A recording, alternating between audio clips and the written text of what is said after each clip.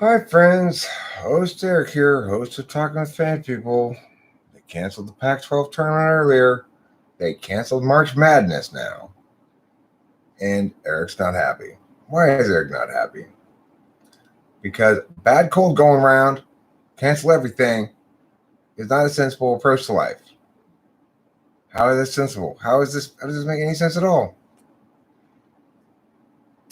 A bad cold will kill just as many people as this thing will. A bad cold will incapacitate just as many people as this thing will. Why are we treating this so special? Why are we overreacting like this? Why are people overreacting so much? We're talking about, at worst, a bad cold for over 99% of the people who get it, probably. So what the hell is everybody freaking out about? Well, it's novel virus. Why is it worse? Big Drama Bear, why? Explain to me how it's worse. Because it's a novel virus? Why does that inherently make it worse? But why is it worse, McDrama Bear?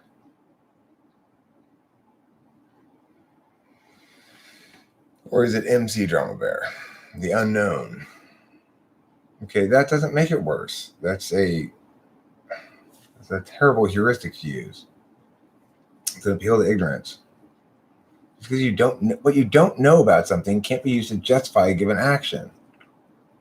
Unless that action is find out more about it. It doesn't make it necessarily, it doesn't justify the kind of response we have. The fact that we don't know for sure that a given flu won't suddenly turn into something else. And it's like, what?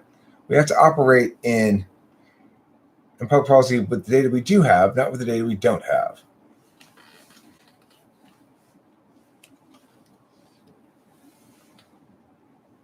Okay, but why can we not take it seriously? It's like, what is it that makes it necessary for us to take this more seriously than a bad cold going around? Why? Why is that the case? We need to take it more seriously than a bad cold going around. What's an actual reason? Everybody just sort of states this truth as though it were indisputable. There's no actual justification from anybody as to why.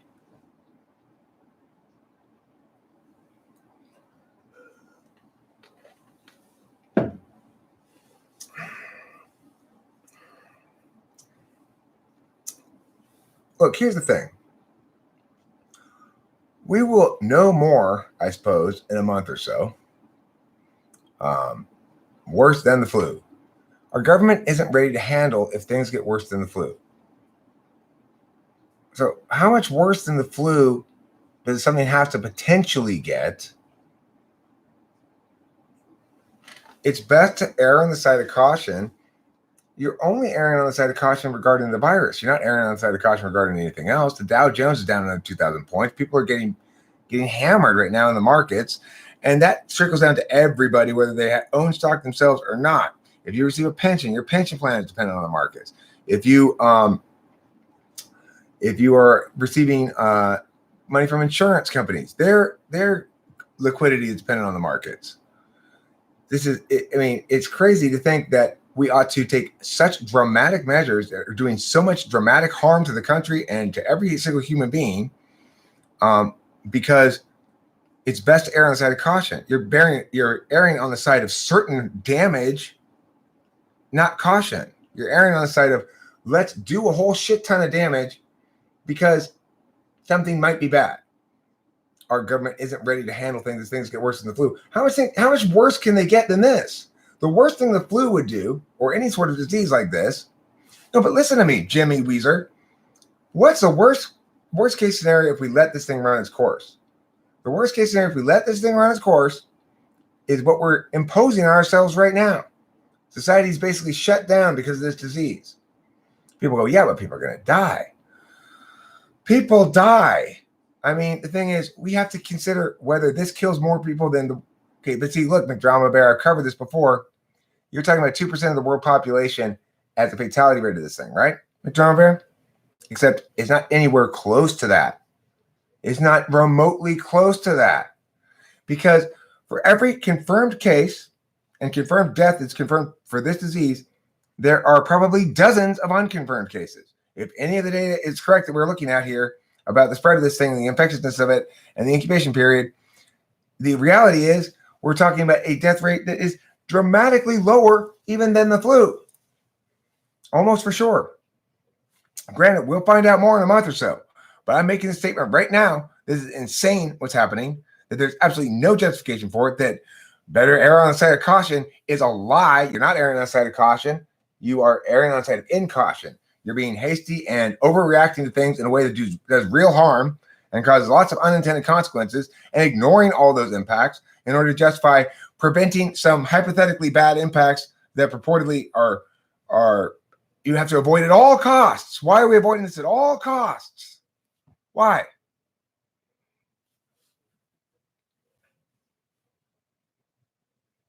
Why would we avoid it at all costs? Is there any cost that we could pay that wouldn't be justified by this hypothetical consequences of us not stopping it, right?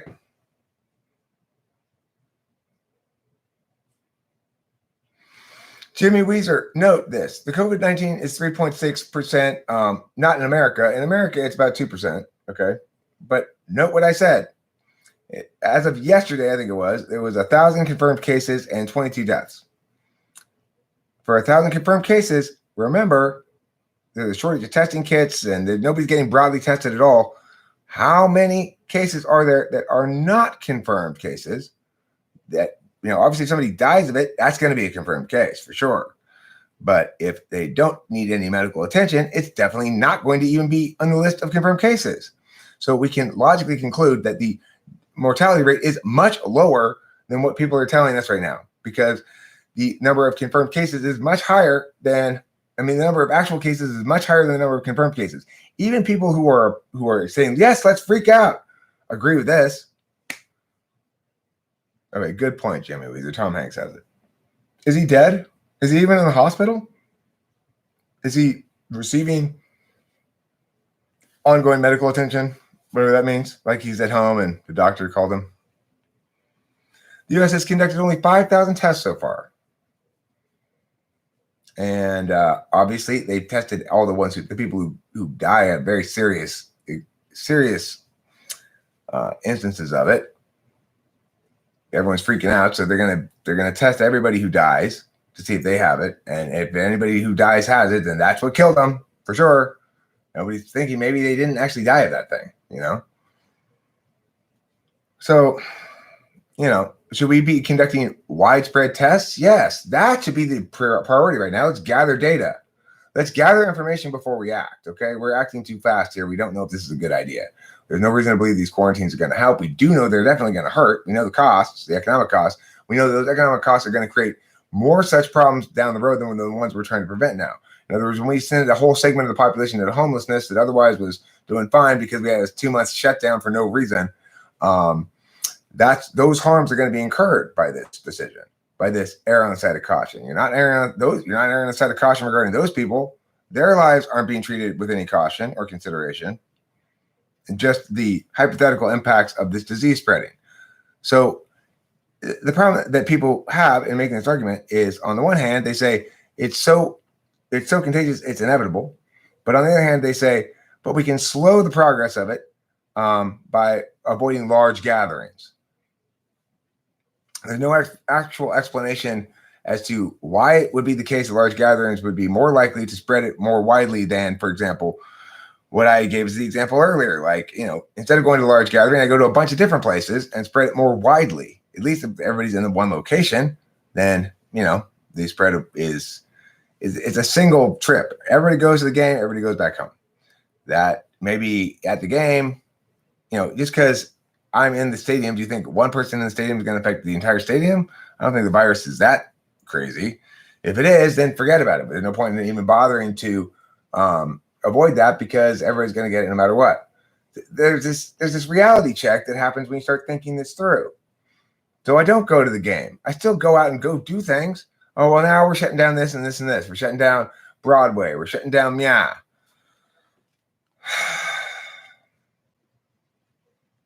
Okay, fine. Well, so what happens when it turns out we've got a death rate of 0.1% or 0.01% or something? When it turns out I'm right, what I'm saying is true, and that's what the death rate is. Now, this is assuming it actually spreads as indicated. Now, if in fact in a month from now, it turns out the death rate is still about 3 or 4%, and it's about slowing the spread so that we can all access the hospital.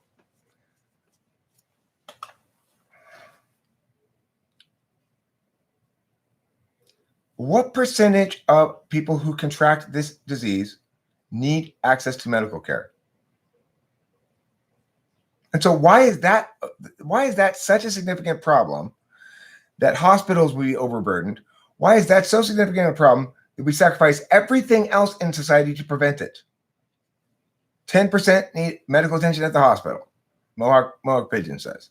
Because that's 10% of confirmed cases. So we can figure about 1% of cases need attention at the hospital. Is that really going to overburden them? Well, if there's 3 million cases, I mean, maybe. It's not a justification, right? It's like, this is the problem. These things might be true. Well, that's not an argument against what I'm saying, McDrama Bear. That's not an argument against what I'm saying. We have to argue in the status quo that is. And so you don't get to say that my expression of a problem with your advocacy in the status quo means that the status quo needs to be changed in a way other than related to your advocacy. Well, you're not making your advocacy in that other world. So you're making it in this one. So therefore you're wrong. That's not a way to counter what I'm saying.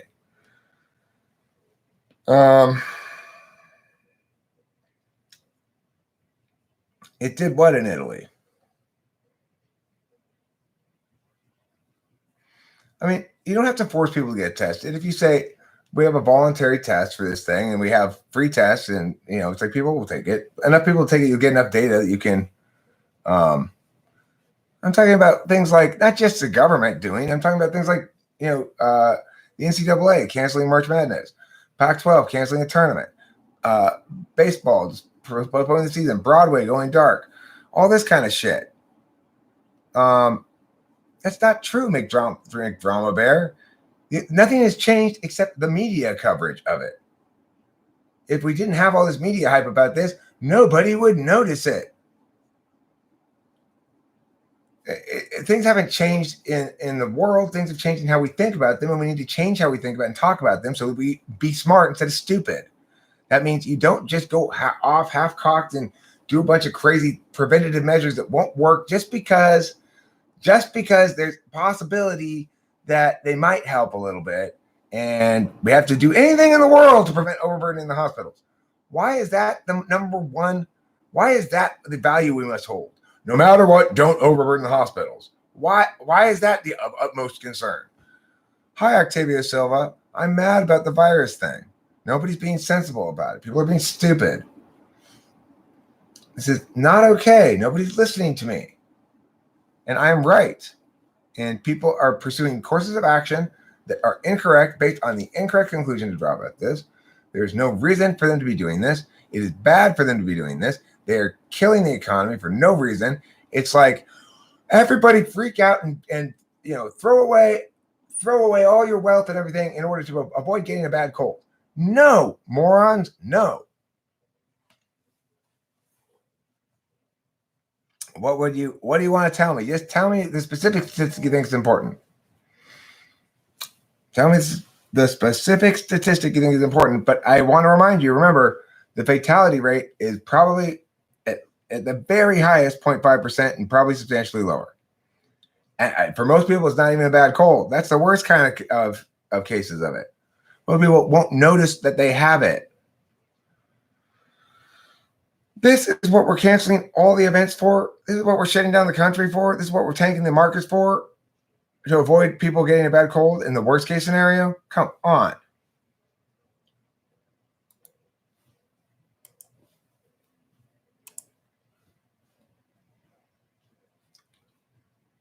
All right, so look here. This is a good chart to look at. How contagious and deadly is it? We don't fully know yet, but it's in this range right now based on a fatality rate of 0.7 to 3.4%, based on the fact that that we have a certain number of confirmed cases and a certain number of fatalities among those confirmed cases. That's how they determine that percentage. In some places, it's as low as 0.7. I know they're gonna shut down YouTube. We can't do YouTube anymore. We gotta stop the disease. Okay, but listen to what I'm saying, McDrama Bear. It's saying 0.7 to 3.4, but we know the number of actual cases exceeds the number of confirmed cases. So in places where it has the lowest fatality rate is 0.7, you watch interviews with people who've had it who said it was worse than the flu. Okay, well, let's see. What does it feel like to contract COVID-19? Coronavirus.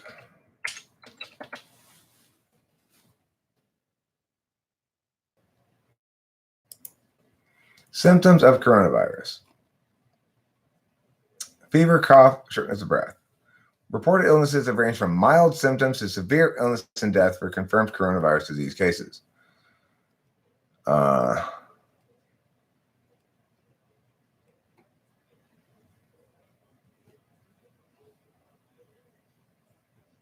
New confusion or inability to arouse. I mean, that's all right. Guys, this is important. All right. I think I might have these symptoms. I might have a little new confusion, and I might be unable to arouse somebody else. I'm pretty sure I'm able to become aroused myself still, but apparently one of the symptoms of this is you can't turn on other people when you have this virus. You know, reading this thing actually makes me think I might have it. Interestingly, I don't have the. Yeah, I have been having a little bit of shortness of breath and cough. I'm not sure if I had any fever really. Do I have bluish lips or face? Do I have bluish lips or face?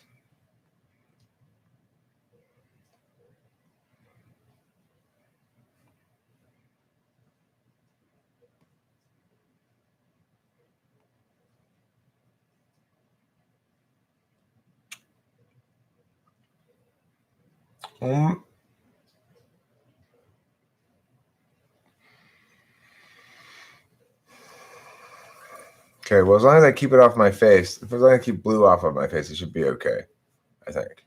I don't see any blue in my lips right now. Yeah, new confusion. Failure to arouse. Chronic failure to arouse syndrome. I don't know, doctor. I just don't turn anybody else on. What have you tried? I've tried singing Telegram. I've tried giving them a stovetop hat as a gift. I've tried waving corncob pipes in their face. Okay, you're doing it all wrong. You're doing it all wrong. That's not how you arouse other people. You've got to arouse them with pictures of boobs and stuff. Everybody likes boobs. I think I might have a little new confusion. I feel a little listless. I'm assuming that's what they mean by inability to arouse. That listlessness. It's like, why would they use that expression? New confusion or inability to arouse. Bluish list or face. My lips are bluish. My face is bluish. And I'm unable to arouse. I got confusion. Some new confusion. And pressure in my chest. I can't breathe, girl. I got some shortness of breath.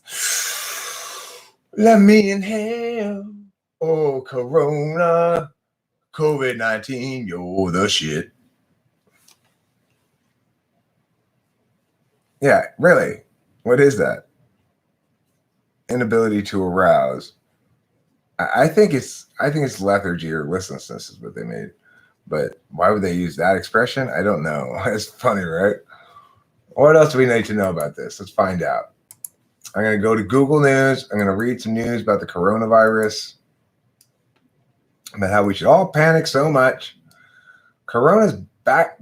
Trump's coronavirus ban on travel from the EU is backfiring already. What does that mean? Let's see what this person says.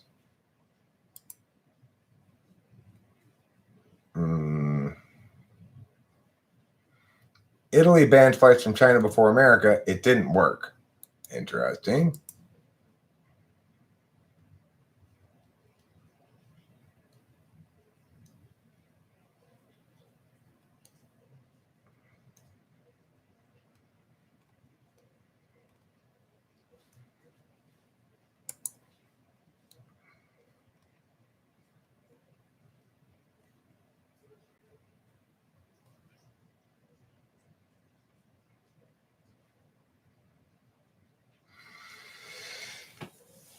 Such as the reverse bias touch Donald Trump that his attempt last night to face facts, steady nerves, and reassure the public succeeded in spreading panic, sowing confusion, and ratcheting up the anxiety. The fact that Trump delivered a rare live televised address to the nation should by itself have induced calm. It suggested that the president was moving out of fantasy land, abandoning the denial that had led him to promise a miracle was on the way, and the threat of coronavirus was likely to recede as soon as next month when the weather got warmer.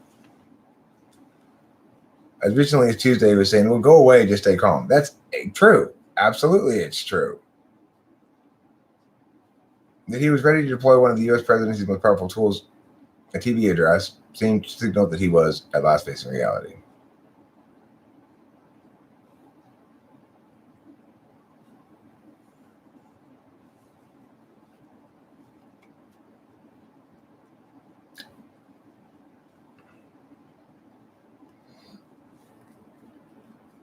What the U.S. needs most is a serious, extensive program of testing. Currently, the U.S. is bottom of the global league test table for coronavirus testing at a rate of just 5 people in every million. But that kind of announcement, I agree. That's what we should do. I'd be totally back a massive testing policy. I didn't need to read this article to know this already.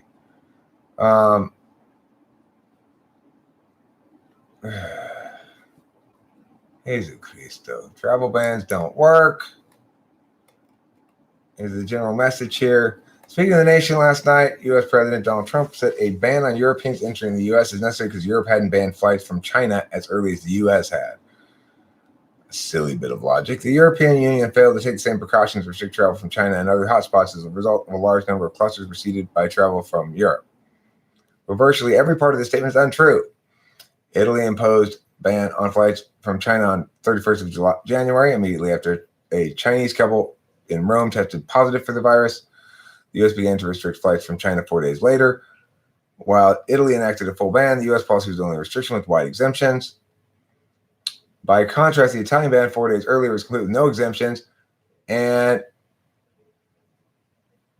was the first and only EU country to have a flight ban from China, and yet the country is now the epicenter of the coronavirus outbreak in Europe with the highest number of cases outside of China. So did it work? No, it did not work. Did it slow the progress of coronavirus into Italy? Maybe. And I don't blame them for blocking flights from China. I don't think that's a bad idea. EU politicians are furious about Trump's characterization, not only because he mischaracterized the European response, but also because there is no evidence that it was the Europeans who brought coronavirus to the United States. In fact, experts say it most likely came directly from China. The only country in Europe that has banned direct flights from China when coronavirus started was Italy, and it's the only country, it's today the country that's most hit by coronavirus. Stopping flights was not an effective response to stop importing the virus. It didn't work in the past in Europe regarding flights from China, so I don't see why it would work from Europe to the U.S. It proved ineffective in the Italian case. The U.S. disapproves of the fact the U.S. decision to impose a travel ban was taken unilaterally without consultation.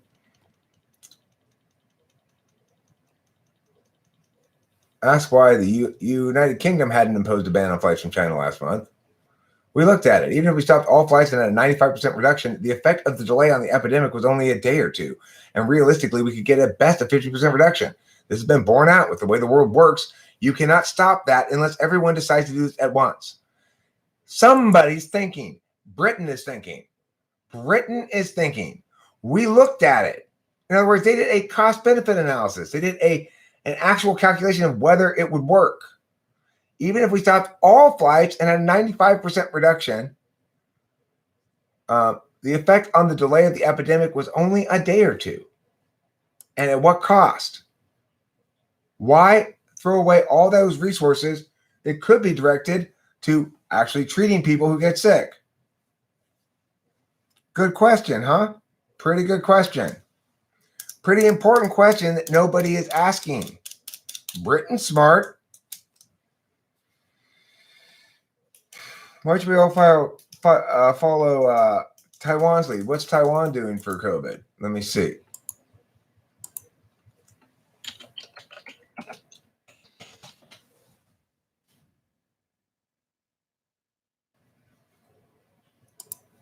Case study and containment. Let's see.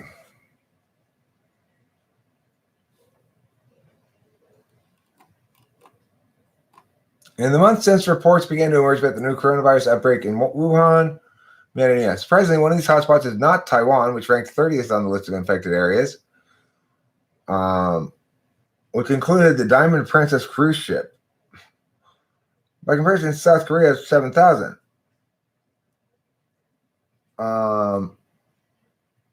Taiwan only has 45 cases, 29 still active, and 1 death. So 1 death out of 45, you're looking at 2% in Taiwan confirmed. This is not what was predicted by early risk assessments that identified Taiwan among those likely to see a rapid spread of the virus due to proximity to China, where hundreds of thousands of Taiwanese work, and considering the extensive travel across the Taiwan Strait. To make matters worse, the virus appeared just before the Lunar New Year, when thousands of Taiwanese were heading home from China to spend a holiday with the family. Several reasons have been cited. Foremost is preparation. So let's see how this actually helped, though. So good information sharing, I guess. And then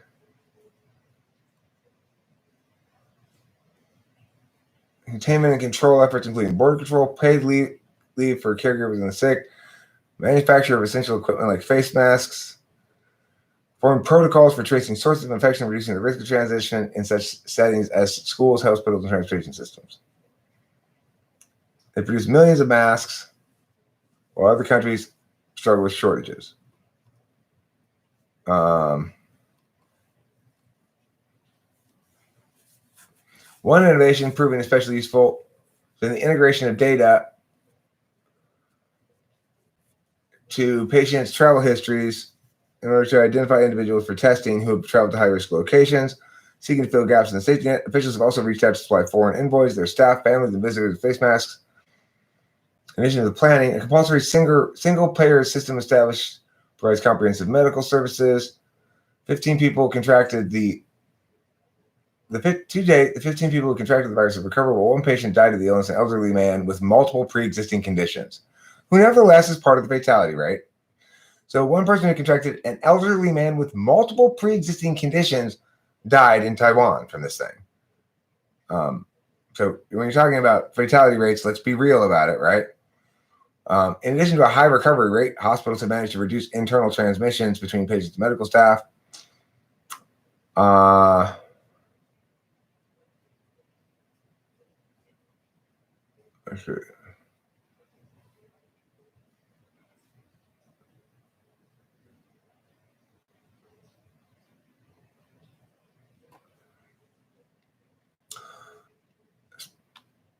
Speaking in Taiwan's legislature last week, Chen, the health minister, warned that people must not grow complacent. Local transmission is inevitable. We must make preparations as though we were facing a more serious situation.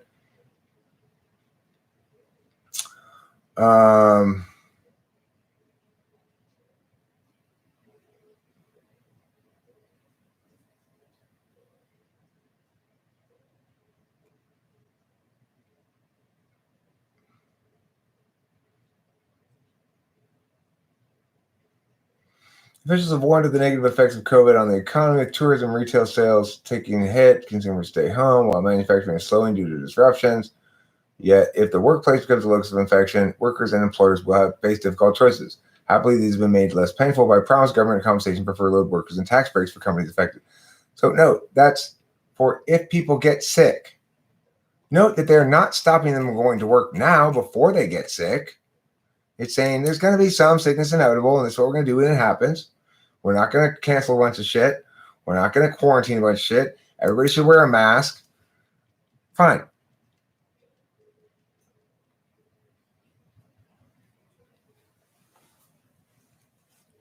Do you hear what I'm saying? What's Taiwan not doing? Canceling all their events and shit. They're being sensible. They're planning for what happens when people get sick. They're also trying to prevent it with wearing masks. Fine. If the masks work, great. You want to advocate a big mask program? Fine. That's adaptation, not attempt to mitigate the spread of it. You know? It may have that effect, but it's adaptation to it. What's the real issue? Okay, but that's not the real issue right now. Right now, the real issue is what should we do in response to COVID? The real issue is not whether or not the U.S. is ready for a pandemic. That's not the issue at hand at all. The fact the U.S. has an inadequate healthcare system compared to Taiwan is not the issue at all right now. The reality is, what should we do with this in the status quo? That's the question at hand. And the answer is not what we're doing, not being stupid. Right now, we're being stupid. Is Taiwan doing a good job? Sounds like it. Sounds like they're doing a great job. Just by being sensible about things. Right now, there's no vaccine, so stay inside and slow the spread. Why does staying inside help slow the spread? Because I don't know if I have it, right? If I don't have it, staying inside doesn't slow the spread, unless I contract it when I'm out, in which case I've got the virus. So how long am I supposed to stay inside for? How long am I supposed to stay inside for? Like,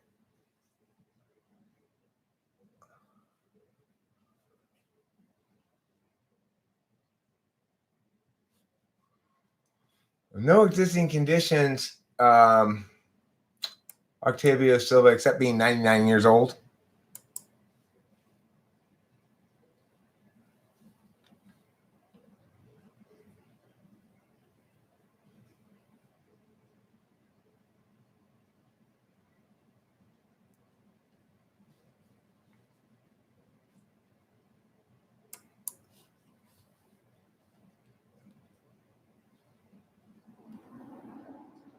Right. The point is, I'm an adult at the helm, and this sort of, well, see, here's the problem. You're losing battles that may or may not be useful to losing and winning the war. You may lose the war anyway, and even if you do win the war, you'll have no way of knowing whether these battles were instrumental in your winning it. It looks like from the Taiwan situation that it's not nearly as kind of dramatically infectious as people would think, that they are not canceling school. They're not canceling events and shit. Why not? But they're supposedly the ones who are man. Sounds like a moon inhabited by bird people orbiting some gas giant.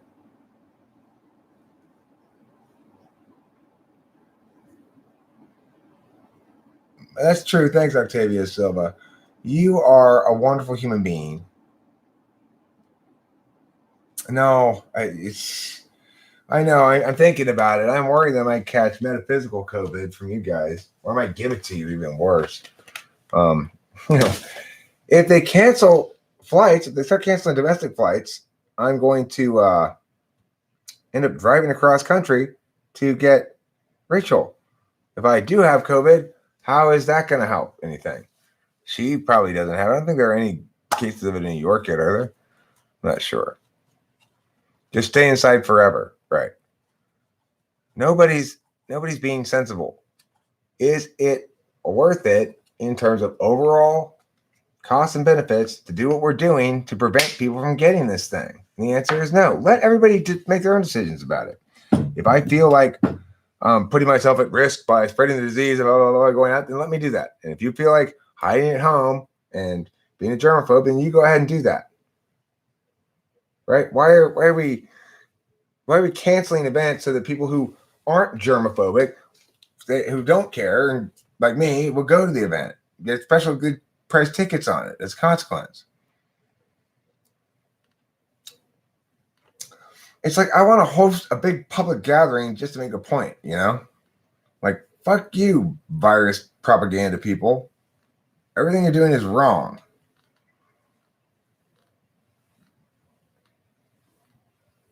All right. Mishta, Ramaniello, 5% virus, 95% paranoia, or just generally alarmist nonsense, alarmist panic. It's ridiculous.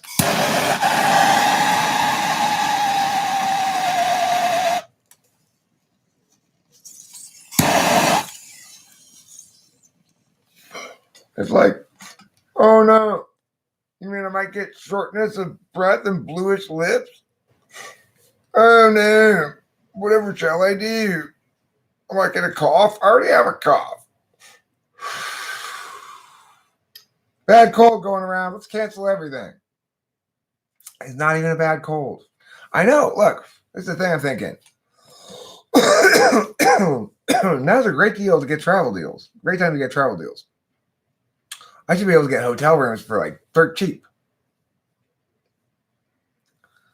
You say it's not significantly more deadly than the flu. That's insane. I've already explained why. Nobody's disputed it. There are at least 10 times the number of actual cases as there are confirmed cases. And in the United States, for example, there's 22 dead out of 1,000. And that's 2%. But we know there's most cases aren't confirmed. Or, it's like you see the numbers over here. You'll see that, what Octavio put up there. Thank you, Octavio. There's this. That's the numbers there. That's assuming the confirmed instances of the case and the actual instances of the case are the same. In various places, it ranges from 0.7 to 3.4.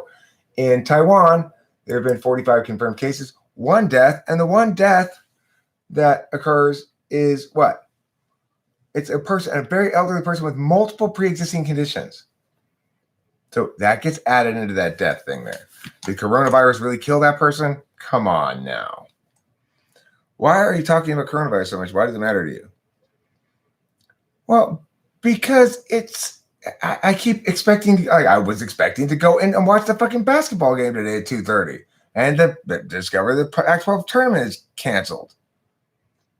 You can catch the virus that's feeling symptoms and pass it on to someone with a weak immune system. They die. Same thing with a bad cold, guilfoyle. Same thing with the flu. Same thing with lots of different kinds of illnesses that get passed between people. And yet we don't shut down society to avoid doing that. We don't say I have a moral obligation to stay at home as a consequence because I might pass a virus on to somebody who might experience some consequences from it. That's called life and living. That's called the burden of being an animal creature, is that you bear some risk when you hang out with other animal creatures. If anybody would have the burden, it would be on those people with a weak immune system to stay home, not on me to stay home, right? Guilfoyle Shanks, correct or not? Correct or not?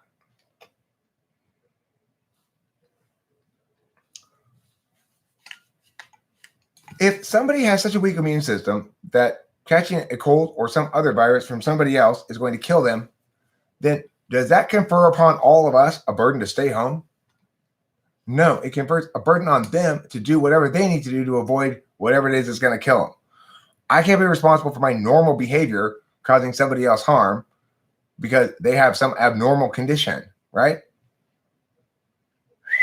Guilfoyle Shanks, right? Guilfoyle.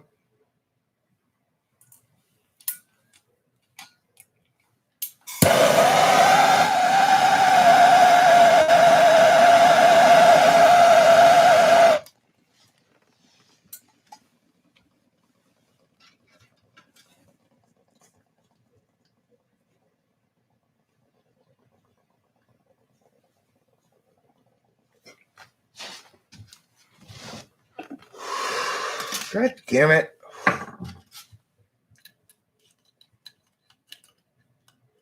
Okay, so here's the thing. Yeah, I mean, I went to Smart and Final last night, and there were signs of saying limit 4 of each of these things here per person or whatever. No, it's not, Guilfoyle Shanks. That's what I'm trying to explain to you. If you actually look at the data, it's absolutely not.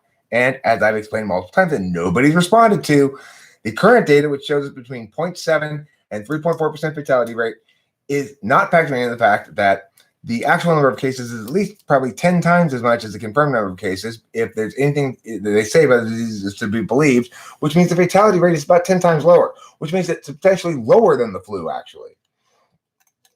So you need to think before you come in here, rolling in here, assuming you know what you're talking about. Now, this doesn't make any sense at all.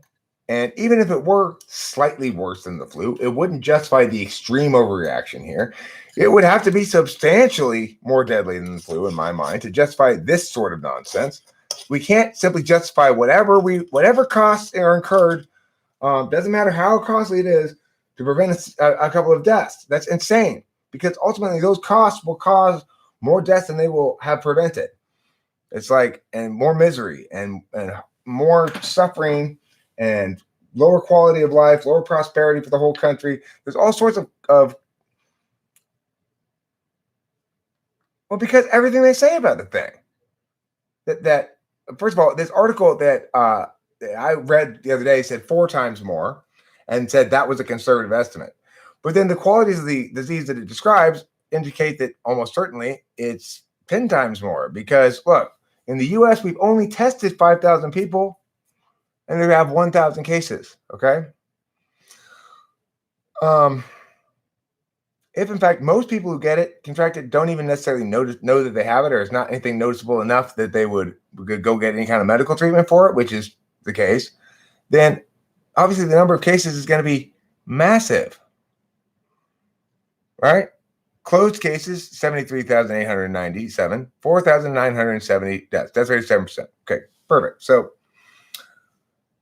obviously, every single death that dies of this is going to be tested positive for this, because they're going to test everybody who dies for anything kind of similar, right? And they're going to test people who don't seem to have any particular medical complaints. They're not going to test them. They're going to test them at the lowest rate. In the United States, the death rate is what, Hal Pipic? Keep in mind, we do have the actual stats here. Octavio Silva's putting up their actual stats, okay? So, as Bacon says, U.S. is abnormally low testing in comparison. They're going to be massive unconfirmed in the U.S. Now, some of those unconfirmed cases will turn out to be deadly. In other words, it will turn out that this guy died here. It turns out he died of coronavirus and we didn't know it until after he died or something. A couple of them. The vast majority of the unconfirmed ones are going to be ones that don't make any particular symptoms, because a lot of people can have this without very few symptoms or small symptoms. They don't seek any sort of medical attention for it. That's the majority of the cases. So any kind of application of reasonable logic tells us that the actual number of cases is vastly larger than the confirmed number of cases, especially with the long incubation period of 2 to 13 days. So, we can conclude, Hal Pipic, that first of all, I don't know where you got that statistic of 7% of death rate. I don't think I've ever read that highest death rate statistic on any website about this and that at all. Nobody said anything close to that. So I don't know where you're getting that data from. But, okay, how many deaths in the U.S.? 40, 2.5%. Okay. So how many people have been tested in the U.S.? 5,000 or so. So look, what we see here is, first of all, only the most serious cases are going to be tested. Are going to have or put it this way, the rate of testing and the rate of severity are proportional. So the more severe, the more likely it is to be tested. If you don't display any symptoms, you won't be tested. So we can conclude that the fatality rate is much lower than people are saying.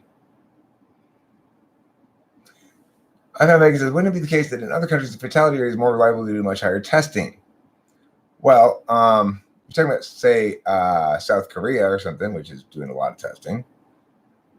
Let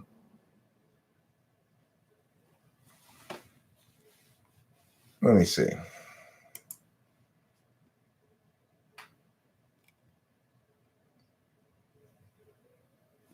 Note that Taiwan, which is having the most success about this, is not canceling shit. They are not canceling shit. They are adapting, not attempting to prevent. South Korea.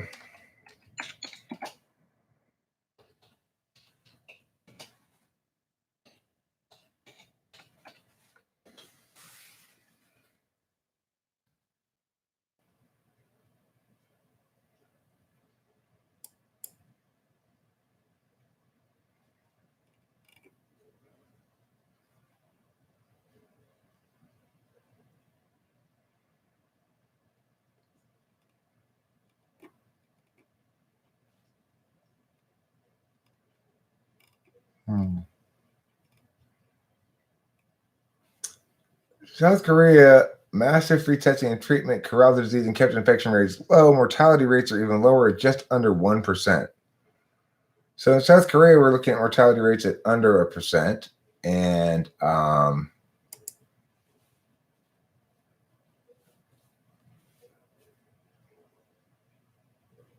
right. So, I mean, again, it's also very relevant who's dying and how much sort of potential life is lost. Epidemics occur like this throughout species. And I'd also point out that it tends to be the longer the time distance from the outbreak, the moment of the outbreak, the virus seems to weaken. It seems to be consistently the case across the board with all of these sort of things that have occurred. The initial death rate in Wuhan was the highest it's ever going to get, because for some reason, when the virus is right there at the beginning, the ground zero, it's at its most intense. Viruses seem to get weaker as time passes. It makes sense because the more surreptitious the virus can be, the more able it is to be transmitted, because it's not disabling its host as much. The more a virus lays you out, the less likely you are to go transmit it to somebody else. So it makes sense that the more virulent instances of it will be less transmitted, and the less virulent instances of it will be more transmitted. It's real. There's no doubt about that, Daniel Lloyd Davies. It's real. The COVID-19 virus is real. Our overreaction to it is real as well, and it's a problem. Our refusal to address the matter with logic is a problem. Our failure to be discursively engaged with the issue in a way that's meaningful, instead of trying to make enemies about, like, is Trump a bad guy or a good guy? And who the fuck cares? Listen, think, hear me. Why am I not the central voice on this matter? I'm the only one talking any fucking sense about it. Everybody needs to watch me about this virus thing, because everybody's wrong about it, and it's such a hot topic right now. It bothers me that everybody's framing the thing incorrectly. Everybody's doing shit like this. Well, better err on the side of caution. Shut the fuck up. That is not an argument. That's an offensive abdication of our duty to make decisions, not default to what you think is being cautious. There's nothing conscious about making dramatically harmful action on random speculation that it might help. Basically, solvency theater. Like, well, let's do stuff and it'll seem like we're doing something. And hey, gatherings, right? Gatherings got to be a problem, right? Has anybody ever actually shown that allowing sporting events means more spread of the disease than not?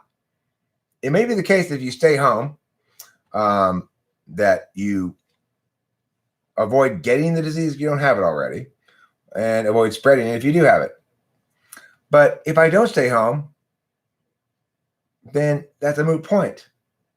What are you going to do? Have everybody stay home forever? I mean, stay home is not a solution to this.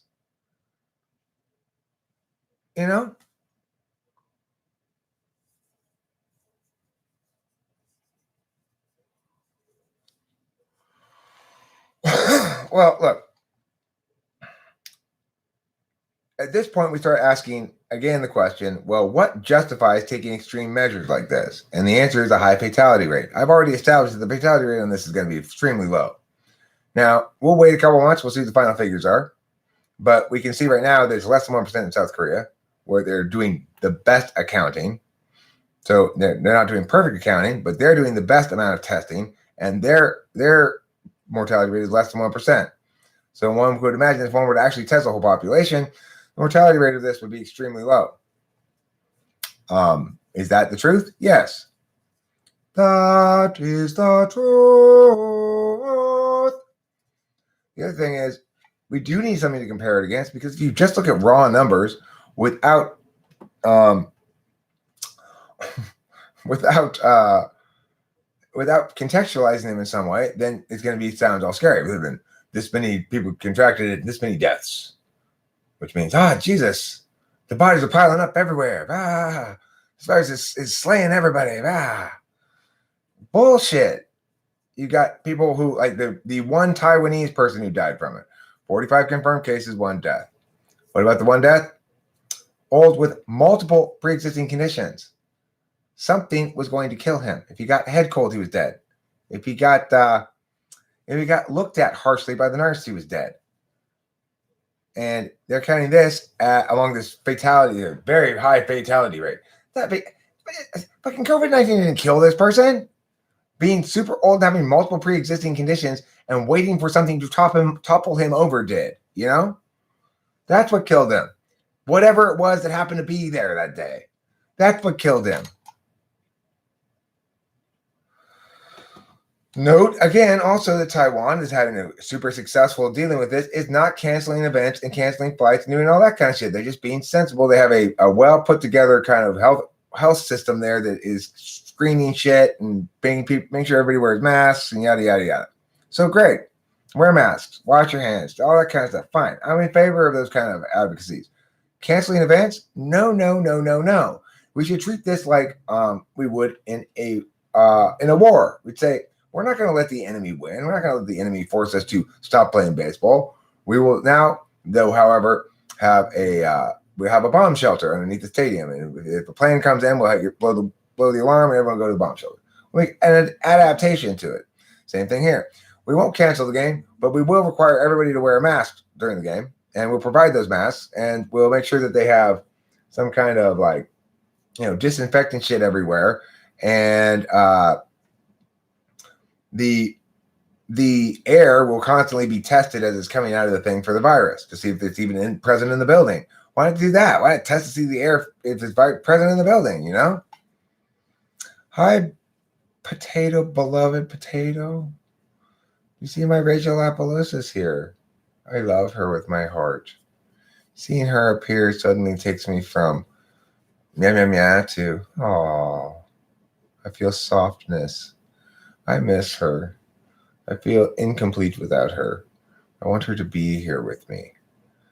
I want her to touch my body with her body and her hands.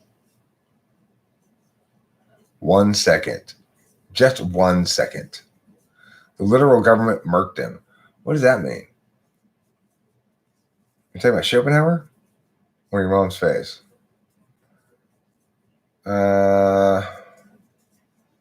Sam Smith, who killed the doctor that whistle blew on COVID-19? What doctor whistle blew on COVID-19? I don't know anything about it, Sam Smith. I don't know.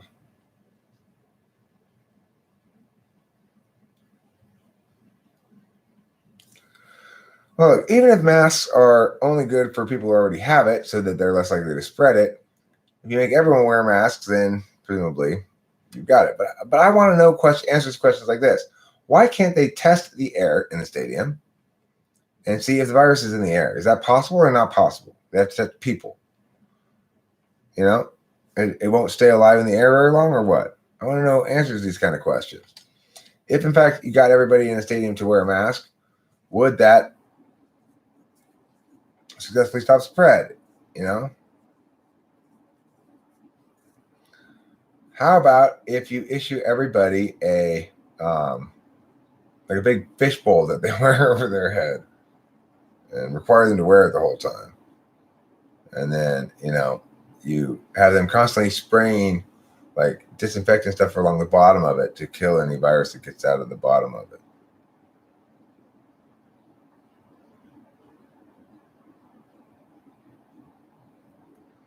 The 30-year-old doctor in China who found COVID-19 first died of the virus. He was healthy. Well,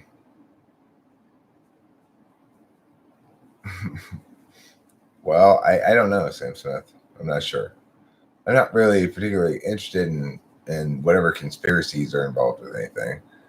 It doesn't matter. And not touching your face as a placebo doesn't correct prediction of coronavirus. I agree with that. It's ridiculous. It does, it's like the only thing that not touching your face does is prevent you from havening. And, not havening, that's not a good thing. You could suffer from haven deficit disorder.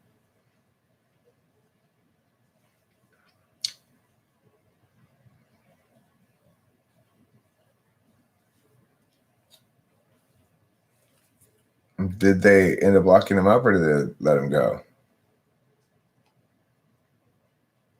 Yeah, I know that government's terrible.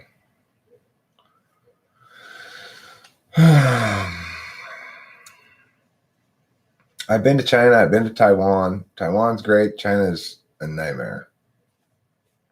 It says it all right there. Now China wants to take over Taiwan. You guys got it too right. I know what we're going to do. It's a distraction from USA's breakup from China. Yeah, are we breaking up with them? I didn't know we were ever going out with them. Get yourselves a nice HEPA filter mask. Attach a gas mask with a tube directly to your rectum and go fully autonomous. You just breathe in the gas that you fart out. I don't think that would last very long. You'd have to really be gassy to do that, to survive like that. You'd have to really just be constantly. What proof of what? Mohawk pigeon. What proof are you asking for? Proof of what?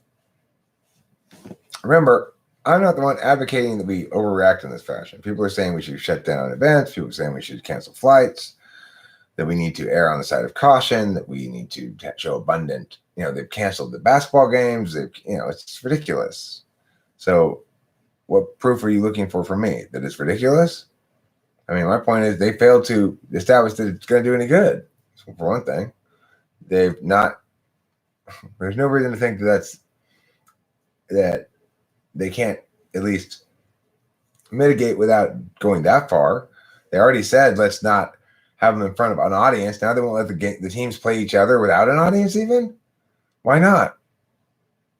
Why don't they just that's a small enough number of people. They could test all the players, test the refs, test the announcers. Why can't they just do that? You're telling me that they have to cancel it because why exactly? Because the students would travel or something? I don't get it. They could test everybody who's involved in it.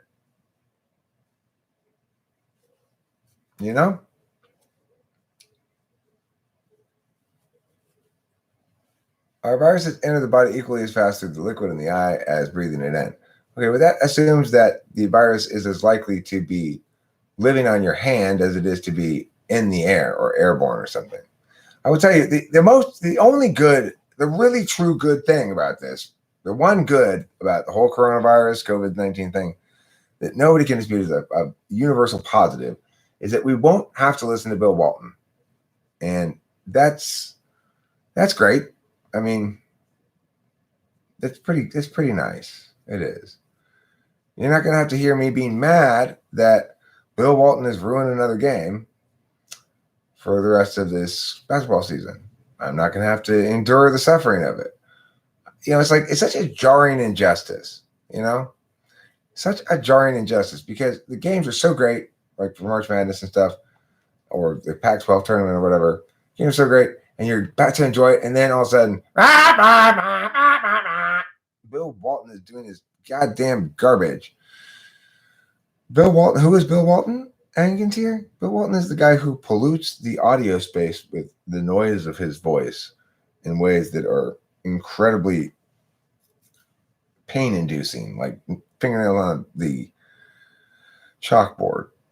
We've done a tremendous job with this pandemic. I made the historic but often criticized decision to limit channel. Now I want to tell me what a good job I did. Unfair media. Well, okay, cool. Thanks, Don. Thanks for stopping in. I appreciate your sharing your message with us here today. You were right in the first place, Don. This is just equivalent to a cold or the flu. Nobody's convinced me to the contrary. Everyone's trying to say, wow, it's worse than that. But how much worse does it have to be before we're justified in doing this? Normally, we do nothing, right? The flu comes around. Hey, it's bad flu season. Everybody get your flu shot.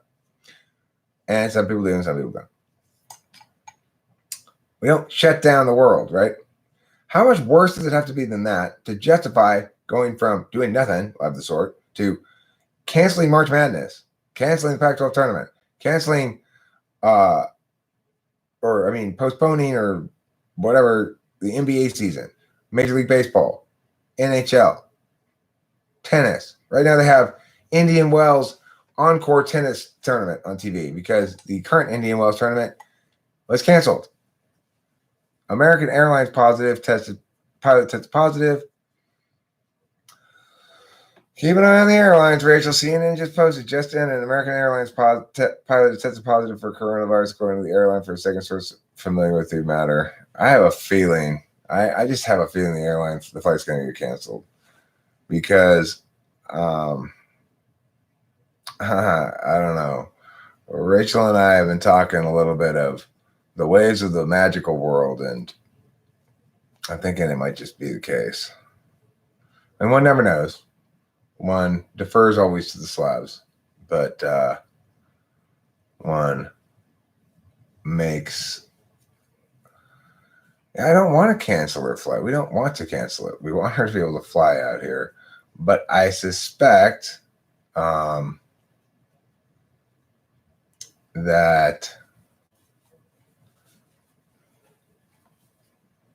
Can you get to Rome? Are you allowed to fly to Rome? Or is this just a hypothetical? Well,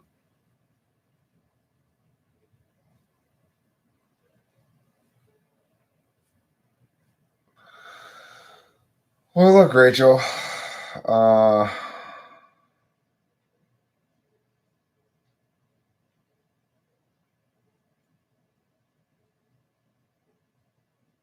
Pushing the flight up is a thought I hadn't considered.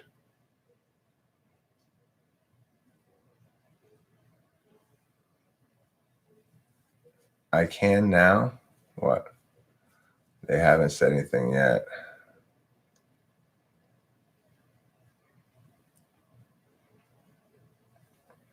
I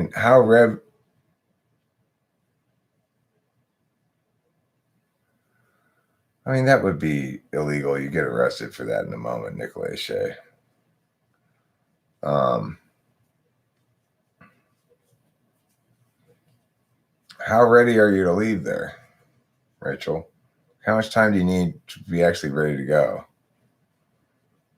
Because we could call the airline and see if they can move it up a day or two, probably.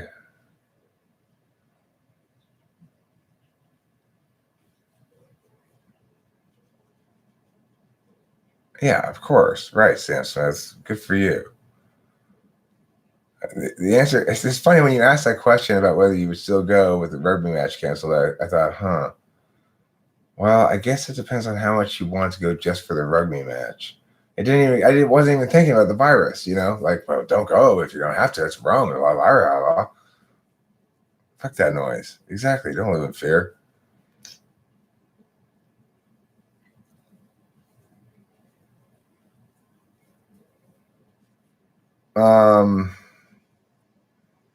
I don't remember exactly when we bought it, but I think regardless, because of when it's booked for, which is say the 18th, that is fine.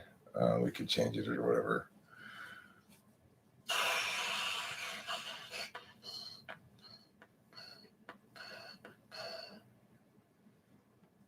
All right, well, let me think about that.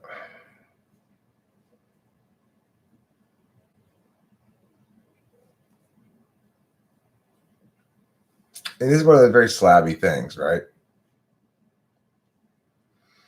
It's like if probably now that I've hear this solution, the solution is to try to move up your flight. And then we'll discover if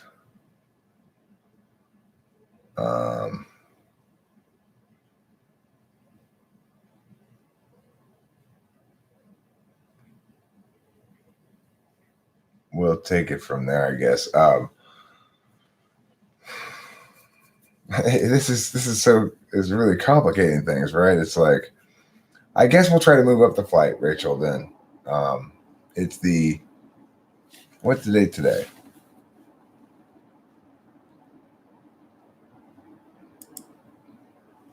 The 12th?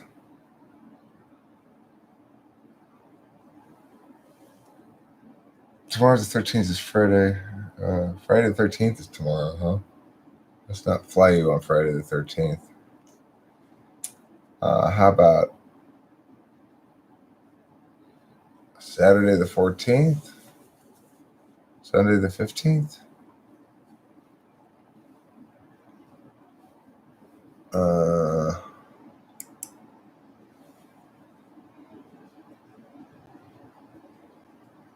Yeah, Tom Hanks has it.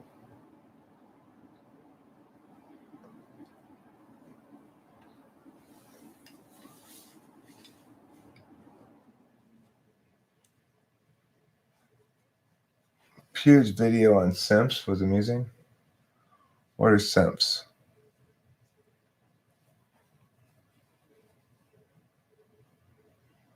How sick is he? I haven't heard anything about being in the hospital or anything. All right. Well, let me look at the JetBlue website and see if I can do it online. If we're going to have to call them.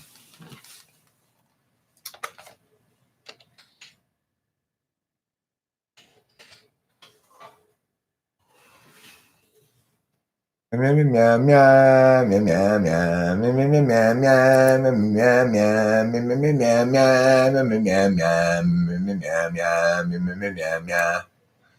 want to meow, meow, meow, meow, then you gotta meow, meow, meow, meow, meow. If you can't meow, meow, meow, meow, meow, then you'll never meow, meow, meow, meow, meow, meow. I want to meow, meow, meow, meow, while you are meow, meow, meow, meow, meowing. Everybody meow, meow, meow, and who could meow, meow, meow, meow, meow? I don't know what meow, meow, meow means, but I'm meow, meow, meow, meow, meowing. Okay, so let's see here.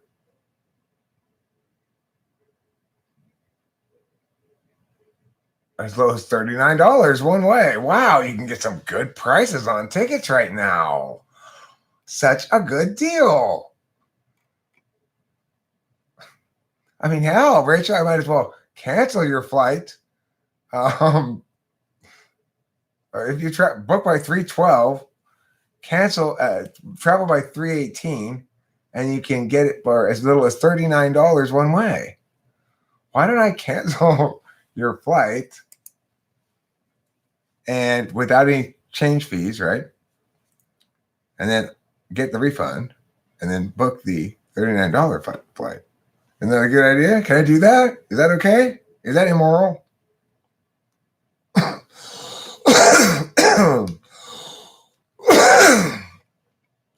Daniel Radcliffe has it too. Oh. Simps give money for women to talk to them. It was a bit immoral. Is it taking advantage of the... I mean, look, I should get to profit from this bullshit since I'm suffering from it. You know, because look, why am I suffering from it?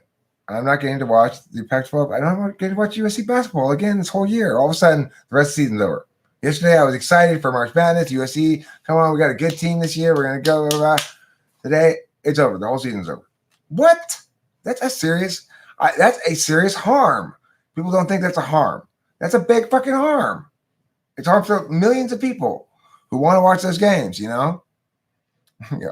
Let's all middle finger this whole coronavirus thing and book flights to Wuhan. I'm with you, Sam Smith.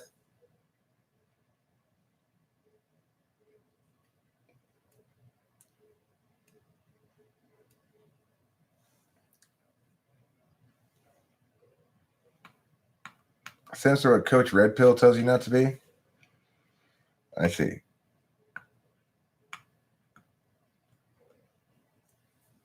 The fallen would have wanted you to do it. Not immoral, says Sam Smith. Who thinks, okay, let's take a vote. Who thinks it's immoral for me to cancel Rachel's flight, get my money back, and book her one of these cheaper flights now that the whole virus thing is going on? Anybody think that's immoral? Who thinks it's immoral? You can vote I or M. If you just put an I or an M, I know that you're voting. Okay, just put that one thing. I for immoral, M for moral. Or I guess it would be morally permissible. It wouldn't be moral. Not immoral. No. How would it be immoral? Because it's like I made a deal with them, and now like this unforeseen thing has caused their whole business model to go to shit, and they're scrambling to just have even $39 flights, and I'm like, ha ha, I'm gonna take advantage of that, I guess. Moral, says Hobos Mojo. Thank you. Nicholas Watson votes moral. I don't see a lot of people voting M. I mean, I don't see a lot of people voting I. You got bacon. I want bacon though on the side of morality too, or I'm still concerned about it. You know what? All right, I think I'll probably do that. Maybe I'll call JetBlue and say, can I do this? If they say, yeah, I'll be like, okay, well, I think I want to do that then. And then just have them cancel it, refund my thing, and then just book a new ticket, you know? So I'm talking to a person, so they're like telling me, yep, it's possible to do that, you know, rather than just sort of sneakily doing it online, you know? Radcliffe was forced to deny it at first? By whom? The COVID police? It's a ridiculous price. It reminds me of getting ready for Superstorm Sandy. I mean, I think it's because we do want to change I have to call them. They can't tell you not to. Well, I'm not worried about them telling me not to unless they can justify it, of course. So the thing is, by talking to somebody else, I put the moral ball in their court. Now all of a sudden, I don't have to justify it being moral. They have to justify it being immoral. Do you see how that turning? That's an FE versus a TE kind of a frame. Because then, if they want to oppose it, no, you can't do that. Okay, well, why can't I do it though? Just so I can clarify for my own metaphysical records. Oh well, because and then if they can't explain it. Well, then I said, well, why did you say I can't do it then? And then they're all of a sudden they're like, you know. So I'm not worried about getting what's the word? Hogwashed or something? Meatitied? I don't know. Would it be immoral to talk about face masks and start selling them in public places for a higher price? I think it kind of would. Well, you know, Nikolai Shea, I think that talking about face masks and selling them on a street corner is a very good idea for an inflated price because you can expect people to pay more for convenience. Same reason I buy flowers from the guy on the spot where you get on the freeway, rather than go to the store. I just have to reach out my window and give them the money and take the flowers. It's much easier to do than getting out of the car. So it's a perfectly reasonable thing to do. After all, people are. It's kind of like dealing drugs, I guess. Dealing drugs is kind of like face masks. It's like, when I first saw that, the first sign I had this thing was going nuts was when I went down to the CVS to get my prescription. I saw this sign: "We are out of face masks until Saturday." I laughed. It was just like, freaking people. I'm getting face masks. The thing is, in LA or Arcadia region where I am, people already were wearing those regularly before COVID, because a lot of people come from China, and a lot of those Chinese people around here were habituated there to wearing these face masks because the pollution was so bad. You know, they still wear them here, so it's not exactly new.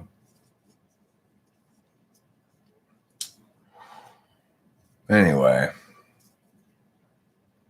I don't know. It's like, what is everybody going to do now that everything's canceled? We're all going to be bored. I guess it opens up the door for me. YouTubing is one of the only viral, safe from the virus activities you can do, you know? Yeah, time to save humanity and profit from it. Right. Nothing wrong with profit.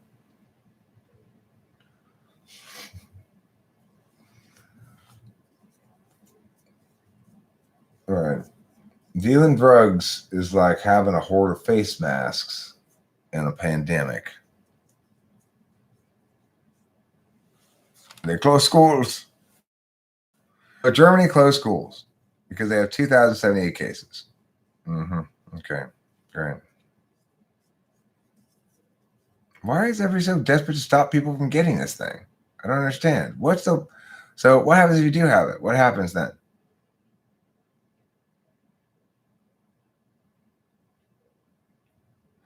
Go hike the Pacific Coast Trail. You'll spend a lot of time by yourself outside. Yeah, I don't really want to go hiking. It's raining right now. That's part of the reason why. What I want to do is resolve this question of what I'm doing with Rachel. I really probably ought to try to book her a flight on Saturday and hope they don't cancel flights by then. They may cancel flights by then, in which case I'm going to have to drive over to New York and get Rachel in my car. I'm going to go there. I'm going to pick her up. I'm going to put her in the car. She won't be able to take that much stuff, but she won't end on the plane either. There's no TP left in Finland. Yeah, it definitely is the beginning of a song here. There's a lot. I should make a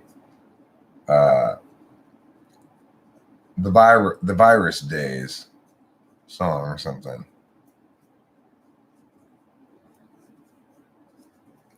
Virus days. There's no TP left in Finland. We all wipe with snow. Take a whole summer to find another source and get us some more.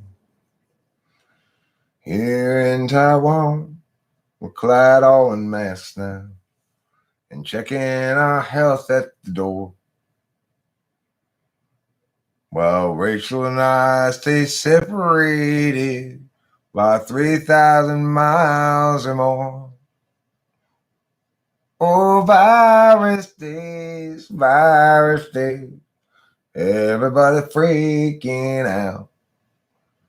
Shutting down places and gatherings and telling everyone to stay inside. Yeah, it's a good song. I'll make that song and maybe I'll make the video.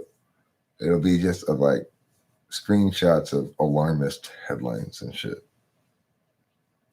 You know, that's a good idea. I should just stop this video right now and do that. Probably be because of the topic or something, might have a chance of getting additional views or something. It's a hot topic right now. Everybody's talking about it, you know. Yeah. I think I could just record it here now while I'm doing this. I'll make it a song. It'll be a short one. Help me write some lyrics for this so it's good. And then we'll just pop it out, and then I'll just make the video with little screenshots and shit. You know.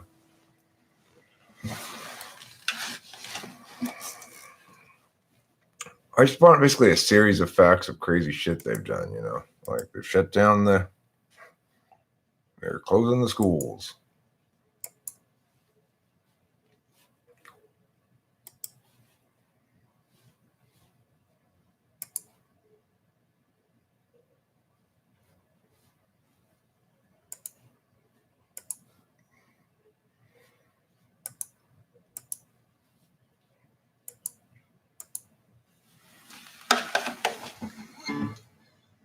No, Rachel will tell you. I realized at like almost 3 o'clock that they freaking escaped my wrath. It was too late. I woke up late and whatever. I did it on Monday.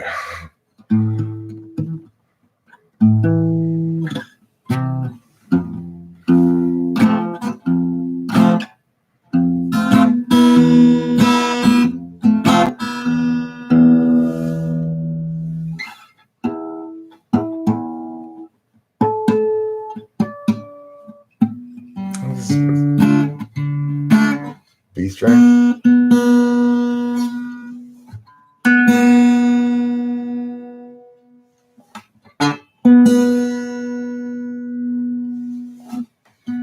Thank you, Sergey. Good ear. Good ear. Good job.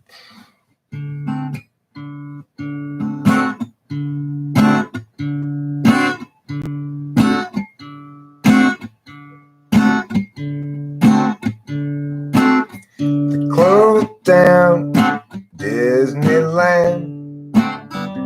That's not the only place.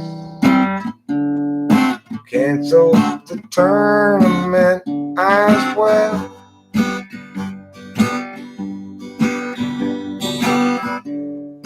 Think a meteor gonna crash into Earth instead of virus has sent us all into a swelling mass of panic. Finland's out of TP. They gotta wipe with snow.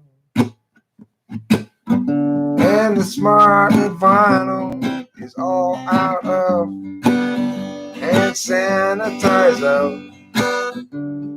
They canceled flights between here and Europe too. Despite the fact that that was what Italy tried to do. I've never quite encountered in any of my 48 years quite so excited and overreaction. Everybody just needs to chill out and have a couple of beers.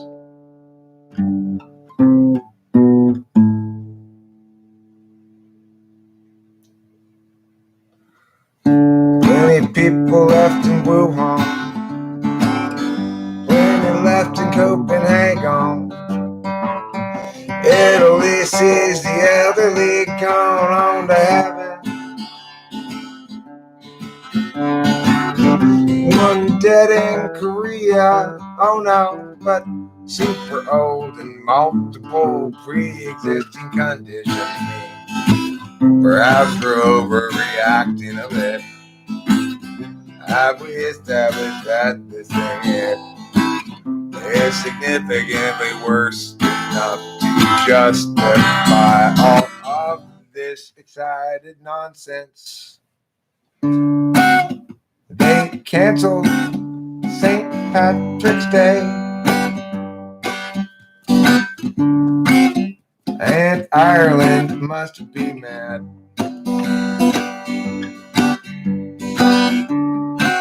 They canceled the NBA, and the basketball fans are sad.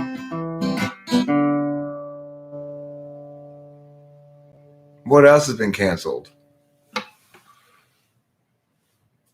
What all has been canceled here? Let's make a list here. What's the first thing they canceled? You know, one of the first things they canceled was tennis, Indian Wells. After that, they soon canceled some sort of NBA games as well. Soon enough to follow, you had MLB, NBA, NHL, even NFL, though the games were many months away, they were promoting their activities because of this viral infection. These are the virus times. Everybody's totally insane. Nobody's caring about the cost-benefit analysis. Rugby's been canceled, and so have tugboats. Rugby's been canceled, and so has soccer. Rugby's been canceled, and so has Lifeful dancing. Live Nation canceled all the concerts, all the basketball teams. I was gonna travel to New York, but now what I'm gonna do? I mean, New York was gonna travel to me if I was represented accurately. So there, I've corrected myself appropriately. Richie knows.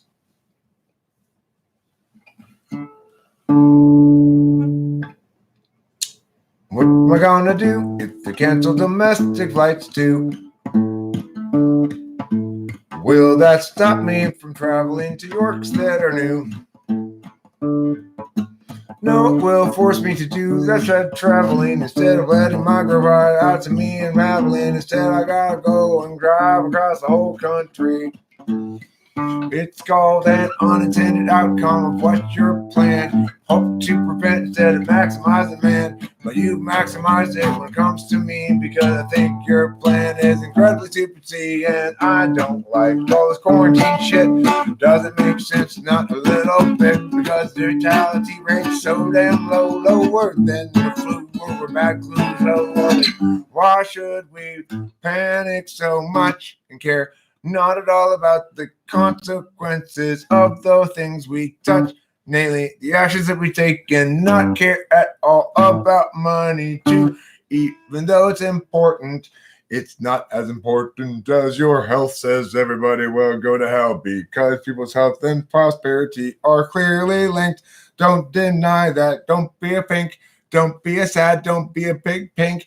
That would not be very good if you think. Then I've got to say to you,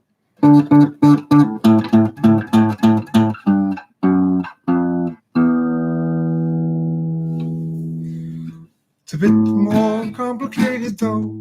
Sure, people with health issues are more vulnerable, but in essence it can affect anyone. Strong, weak, and in between.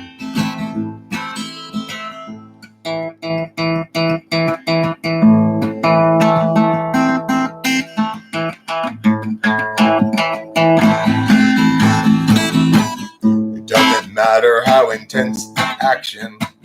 Doesn't matter how unjustified the course. It doesn't matter how many people we hurt. Number one priority, of course, is your health. Your health. If you get a virus, you're in hell. You must do anything to protect your health, including harming you dramatically. Some people say we're taking too extreme action, shutting everything down, doing it garbage all around about the facts. But there's nothing more important than your health. We can justify killing you for your health. We can justify anything. You can never be too cautious when it comes to your health.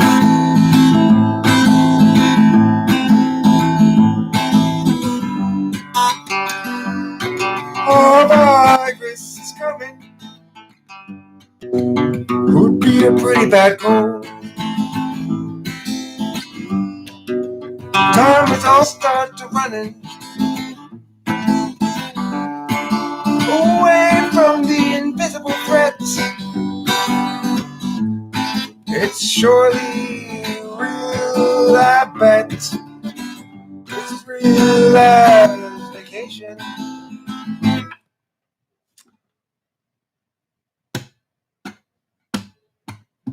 I'm not worried about this virus one single little bit. If I got coronavirus, I would kick it shit.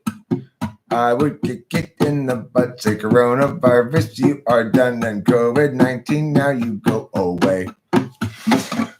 Just takes the right attitude to deal with this virus. You don't need social drugs or other kinds of things entirely. You just need to have the right attitude and treat it with disrespect. Then it will go away accordingly because it doesn't deserve your respect. That's how you deal with viruses. You know. Thanks, Sevens.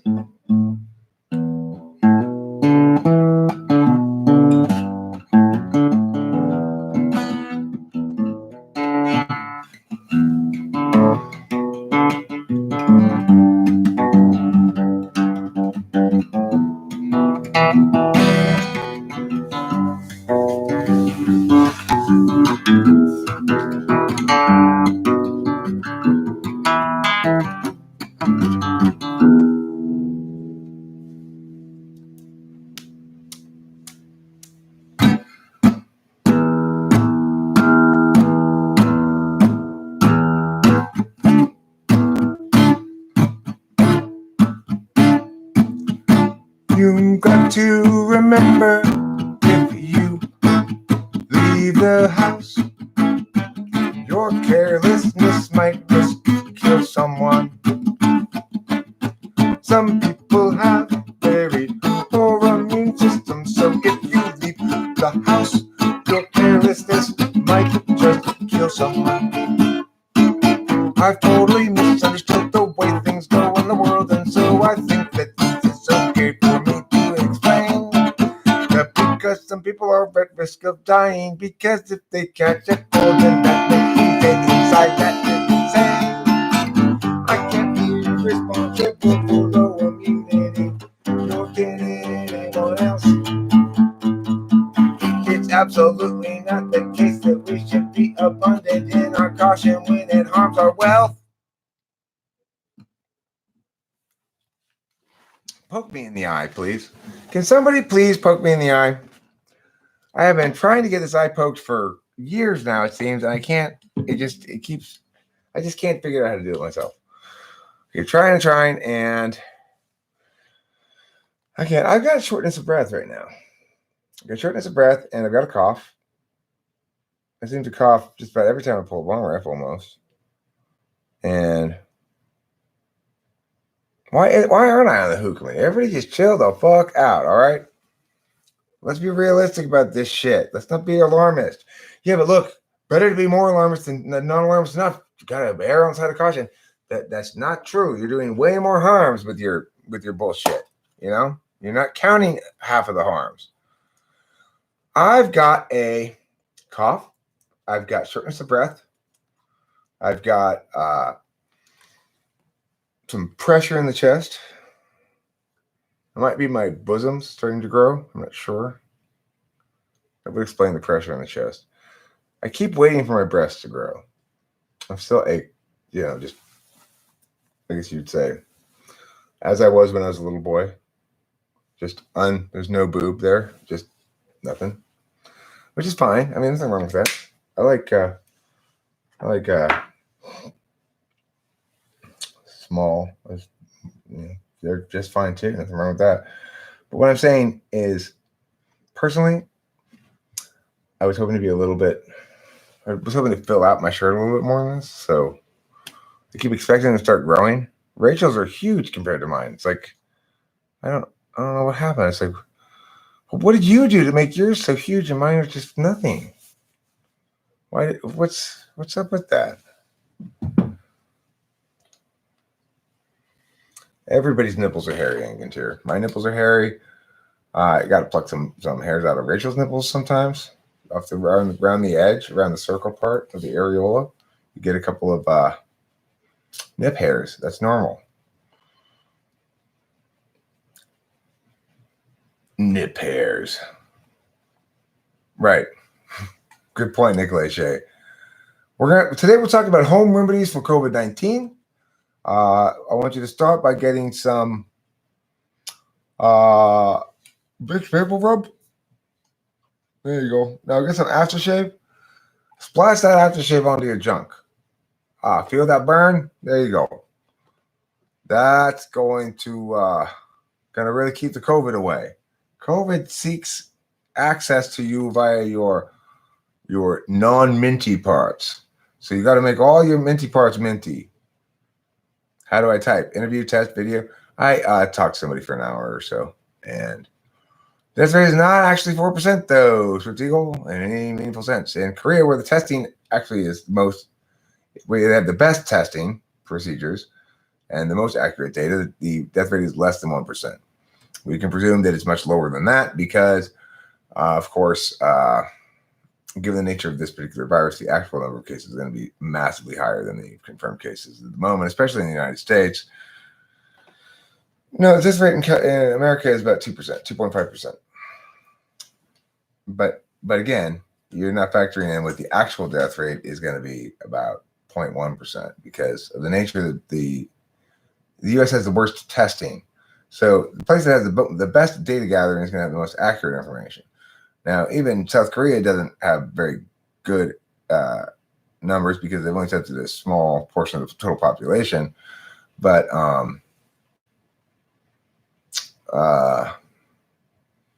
their death rate is less than 1%. And so that's most likely to be the most accurate. And it's going to be lower than that, like I said.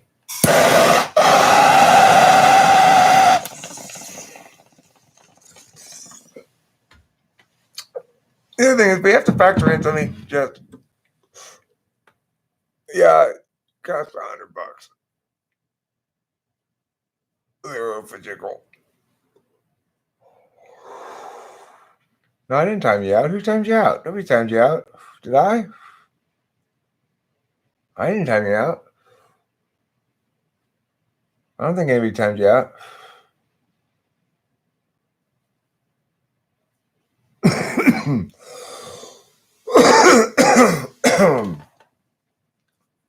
The thing is, I didn't do that.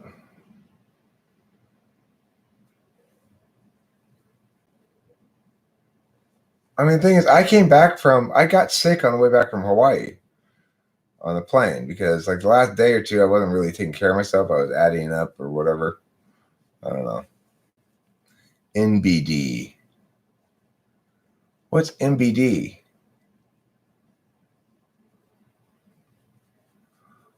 I do time out some people, but you have to cross certain lines, you know.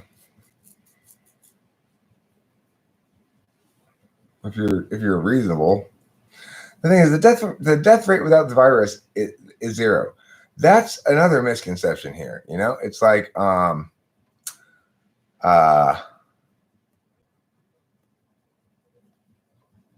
that these people were not going to die except for the fact they contracted this virus. That's not necessarily the case when you're dealing with very old people with multiple pre-existing conditions.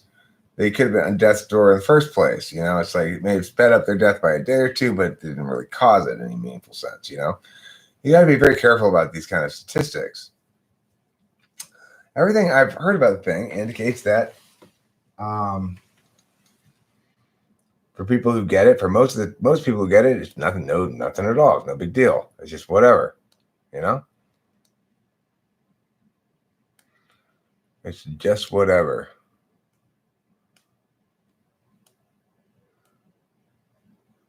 If I could write a good enough song about the virus, I'm sure I could possibly get some, you know, make some sort of hay out of that, you might say. Making hay out of just whatever they make hay out of. What do they make hay out of anyway? How do you make hay? What's more interesting to talk about than COVID-19? At the moment, there's nothing else going on. Everybody's like shut down the world because bad cold's going around. It's not even a bad cold for most people. It's like a good cold. It's a minor cold. Everyone's, hey, freak out, everybody, freak out. Meh. Bah. Everyone's like, bah. Like, I'm going to stay home. Fuck that noise. I want to go take advantage of some of these travel deals, you know? This is amazing. I mean, why am I not just flying? I just fly Rachel to New York on Saturday, regardless of the refunding the ticket thing. It's just I'll just buy her the ticket and then try to refund the other ticket. I guess might not even let me do that because then we'll see her no way for her to get back to New York. So yeah, how do you get a typing session? You email me, and then you PayPal me my email address, stuartsire@gmail.com, $100. And it's a good idea to email me first to make sure that I've got the heads up that you are going to PayPal me, so I check before you do it, because it's like you may have to wait a while. I will check my email today though, because I know there's somebody waiting right there in the email right now that I haven't responded to. And I got a couple other things going on in the email I need to check anyway. I hate email. Email is like dealing with email is like waking up with a bunch of she-mails in your bed. You know how it is when that happens. Hey. How did all these she-mails get in my bed? I must have done more cocaine than I thought. I'm not a babylicious babe, okay?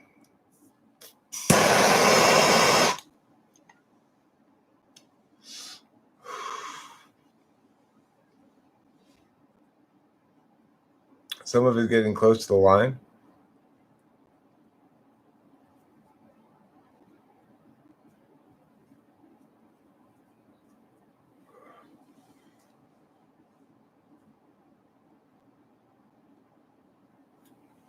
What do you mean some is getting close to the line?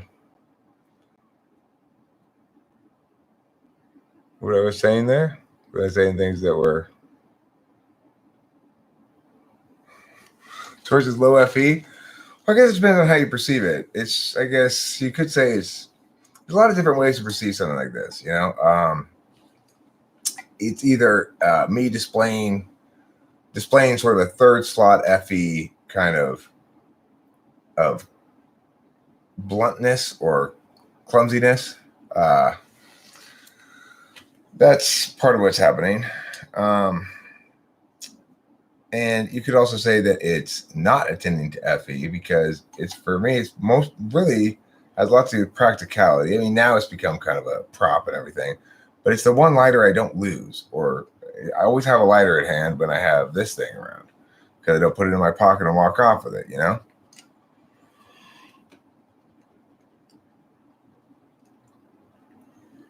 Well, thanks, Winston's mom. I will. Yeah, Eric Moore, when you're irresistible, you just can't keep anyone out of your bed.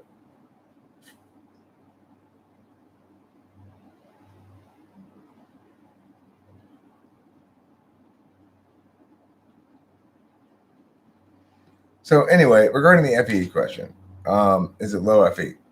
It kind of depends on how you perceive it. If you think it's cool, you might say it's successful FE. It's an example of successfully attending to FE vectors.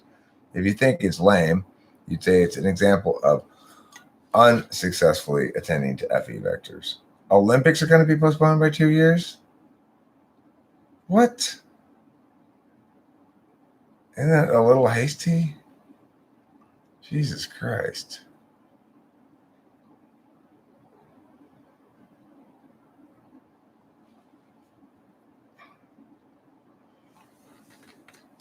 You gotta be kidding me. You're way over the top. You've heard it in the train. They're considering it.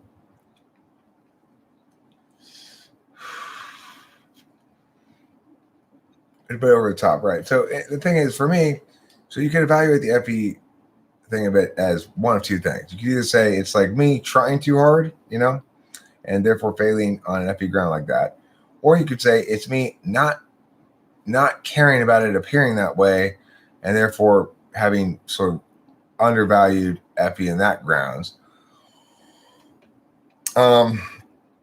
It's consistent with third slot for any of those interpretations, but you could also say that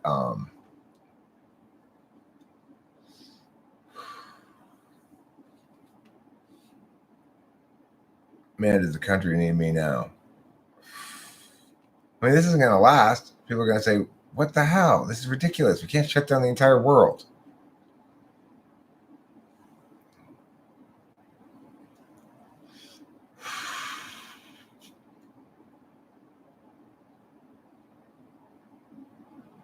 So, back on topic. The reality about the epi of the torch is, even if it is a bit over the top or it kind of plays ridiculous or whatever, it's become a bit of a prop for me. I mean, there's long stretches of time where I don't have it around me because I set it down over there and never bothered to go get it, you know.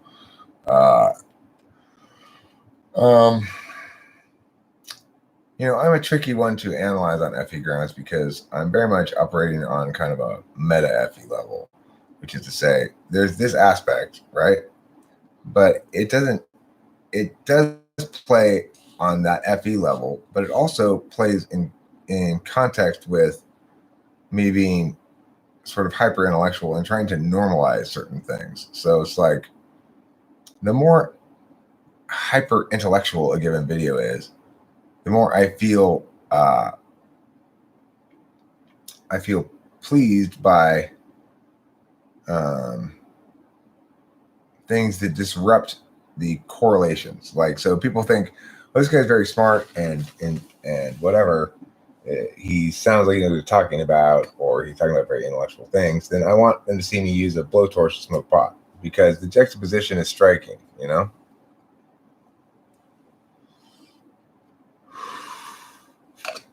Well, the point is, I'm tired of people being judged for shit that's irrelevant and stuff that I do that is purportedly bad in any way. It's not actually bad, it's irrelevant.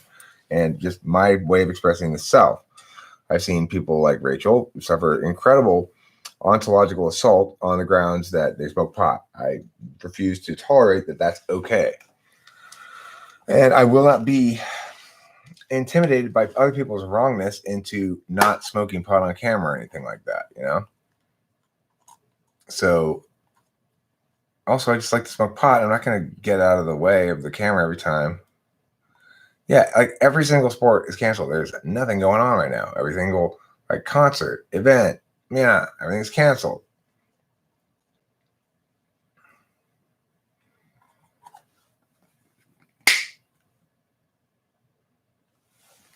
The buzzer, the flusters, most contestants. You gotta hit it at the right time. The buzzer, the flusters, most contestants. You gotta hit it at the right time. If you hit it at the wrong time, it won't buzz. If you hit it at the right time, it won't muzz. Are you saying I'm spending my time complaining about a problem I could solve right now by dealing with the airline tickets of live streaming? I could do them at the same time, maybe. Let's see. Doing it online sounds hard. I could, I guess. Let's see. I have to look shit up and fine. Thank you, Winston's mom. Let's see. My trips. Manage trips. Status 500 exception occurred during setting user session. Why? Well, it's not working. Slabs are really working against me here.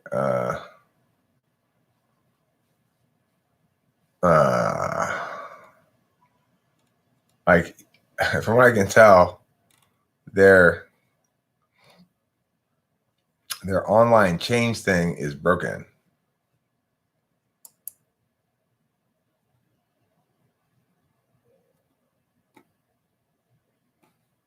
You can still, True Blue sign-in is currently unavailable. You can still manage your upcoming bookings by visiting managed trips. We're experiencing an unusually high volume of traffic to our website. If you're not traveling in the next 72 hours, please try back with us closer to your... Okay. Let me see.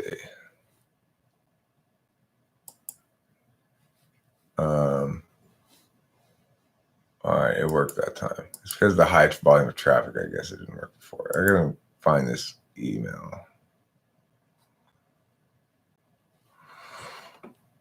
Okay.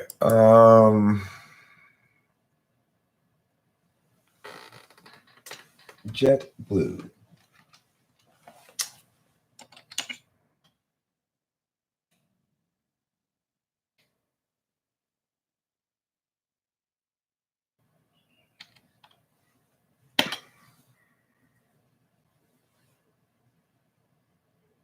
Wednesday, March 18th. So confirmation code is MIA.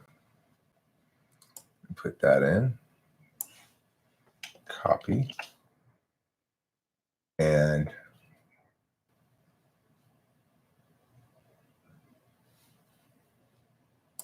put it here.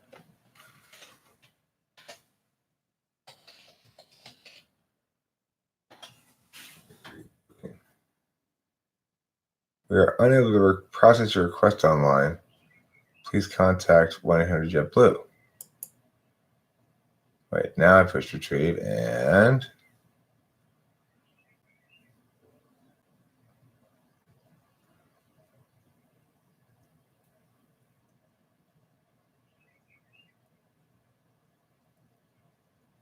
should I just call them? I wonder. Their website doesn't really seem to be working very well right now. Seems like a lot of people are doing this kind of stuff.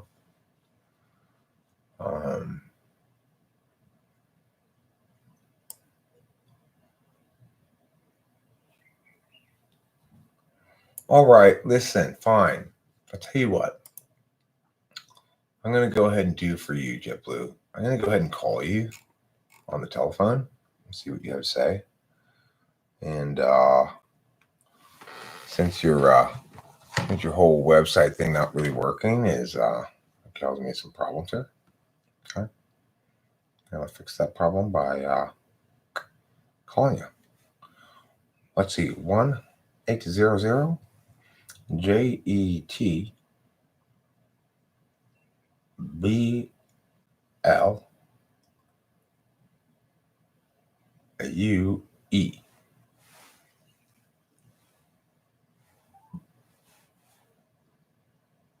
Thank you for calling JetBlue. Para español, por favor, marque el número 9.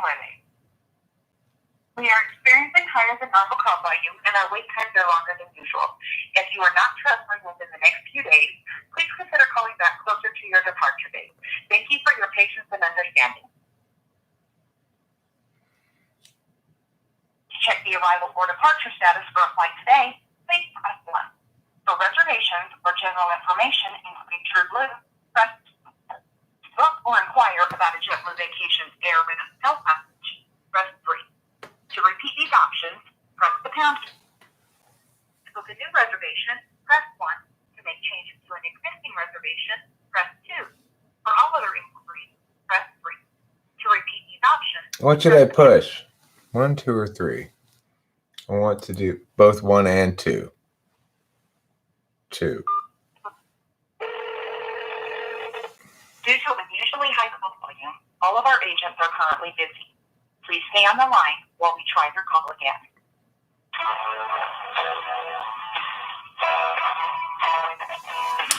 Flight number? Thanks for staying with us. All of our agents are still assisting other customers. We appreciate your patience. Okay, don't worry, JetBlue. I'm super patient. I have the patience of a monk who's made a vow of patience instead of Thanks silence. for staying with us. We apologize. How often are you going to tell it to me? Every 5 and appreciate seconds? your understanding. It's ridiculous. Our Come lines on. are unusually busy, and our agents are still assisting other customers. If you would like to book, change or cancel a reservation, or check real-time flight status, visit us online at jetblue.com. If you would still like to speak with us, please try us back a little later. Oh, they hung up on me. Can you believe that shit?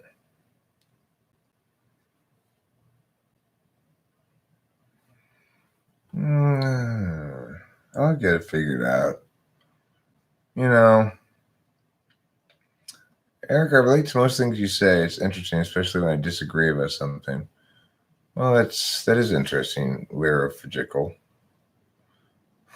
I'm not very high either. You know, it's like I smoke so much weed it doesn't really get me high. Worth noting. The typical hold time limit is about 90 seconds. I'm older than your parents. Well,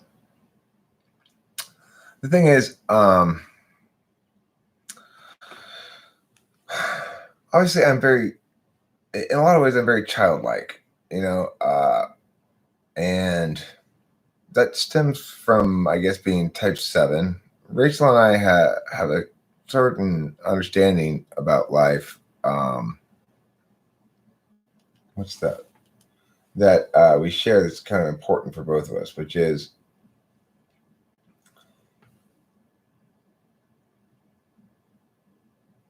it looks like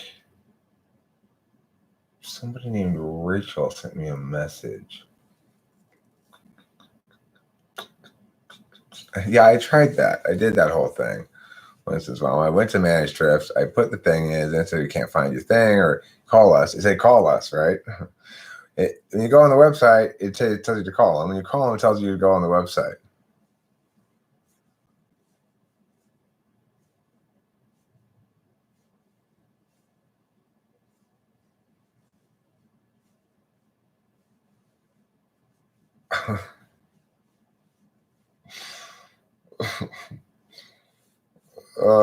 I'll just go get her,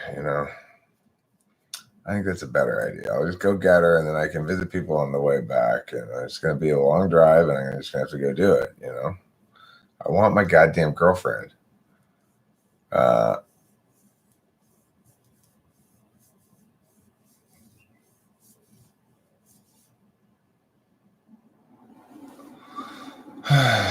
So, you don't know about this flight thing? I mean, it doesn't sound to me like, well, I don't know. We'll see what happens. I guess I'll try again late tonight, maybe when the website's less slammed. This time of day is probably not the best time of day to be trying it. It's a high volume internet time. I can do it later.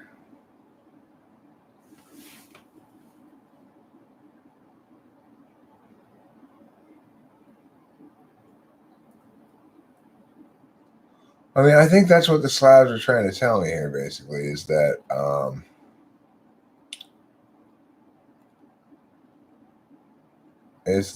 supposed to drive across country to get Rachel and make a thing of it,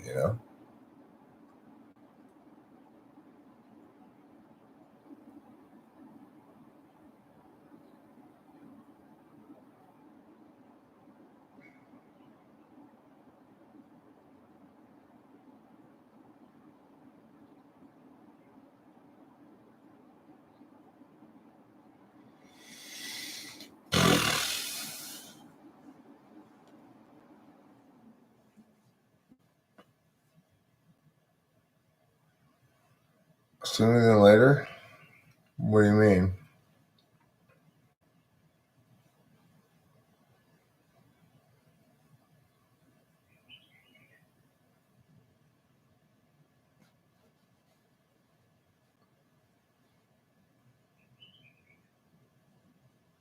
Yeah, I knew they had no change or cancellation fees. Driving cross country is ass in a lot of different ways. And I wouldn't necessarily be looking forward to it. But you know what? If you do it right, it's not the end of the world. So what is my situation here?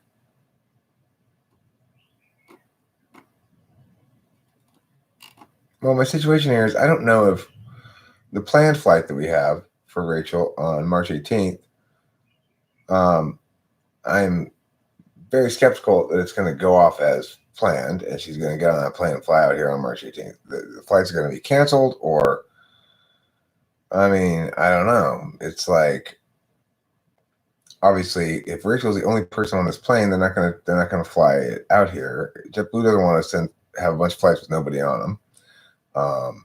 They may end up shutting shit down for a while. Who knows? I'm trying to say, well, let's move up the flight closer to now. However, I'm getting pushback on that from the world, in my initial efforts. I tried both the internet and the phone, got initial putback.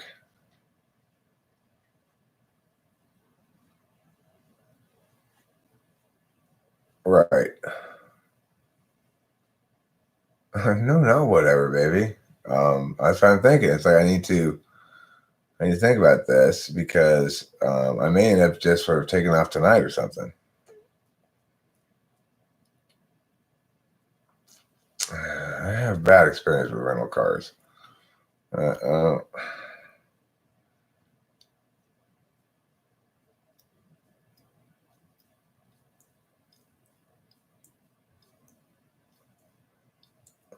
I mean, I don't think I can even book a flight right now. The website's swamped. I might be able to, but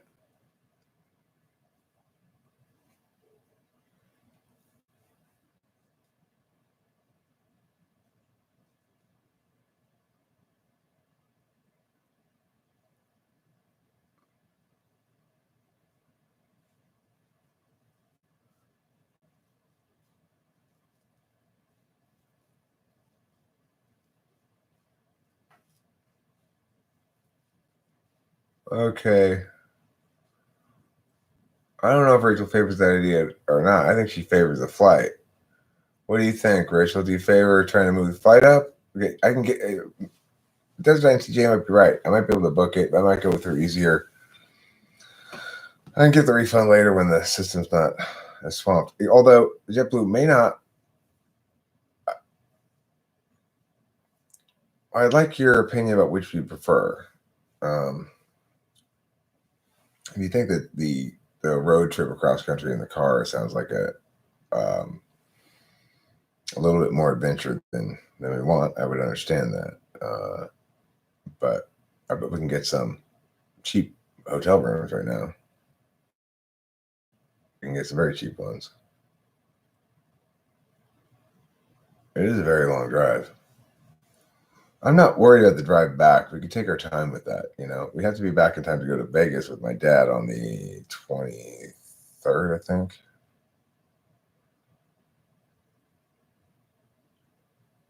I figure I could get to New York in 3 days. How many?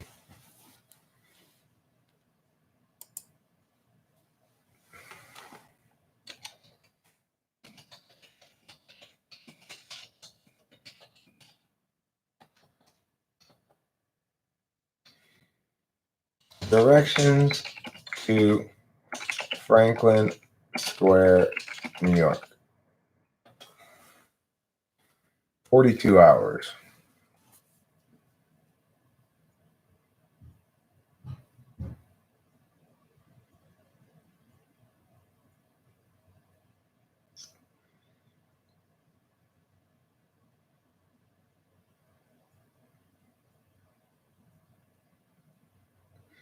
Four 11-hour days.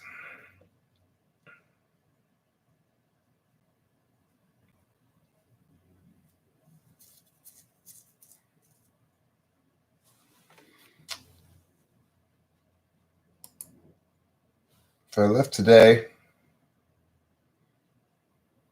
if I left tonight, for example, made the first push something longer than 11 hours, I guess, then is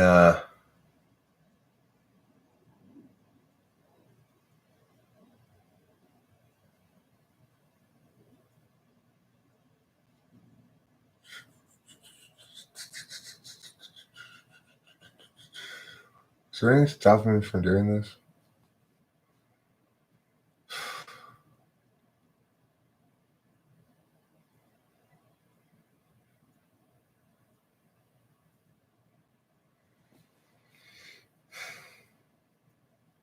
Not really.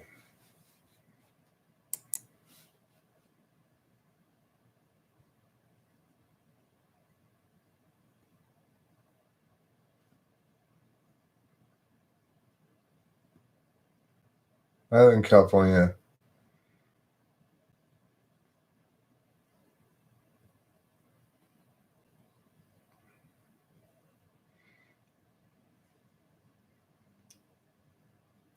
I'm looking at probably $1,000 in hotel rooms there and back. I might be able to spend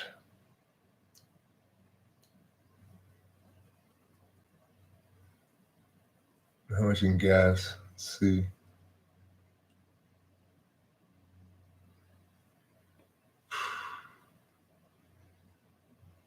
Yeah, I know I may talk myself out of it. I think about it too much. It may not be. I mean, the thing is, it may not be. It may not be plausible for me to do anything else if this flight thing gets. If flights get canceled, if I'm waiting, like Rachel says, sooner rather than later. Whatever course of action we take, get her out of there sooner. Heroine of Hyrule, why are you going to die? Everybody's going to die eventually.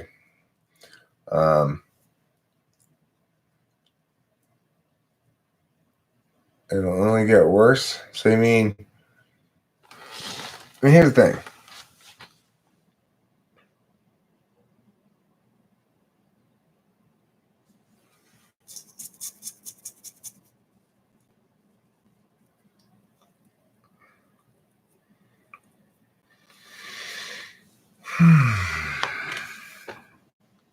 I think the other INTJ is right.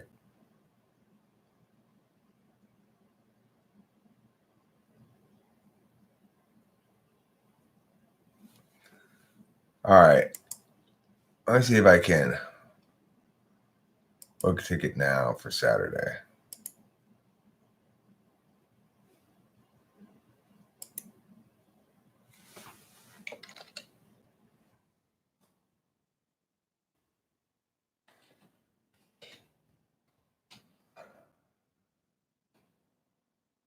LaGuardia or JFK.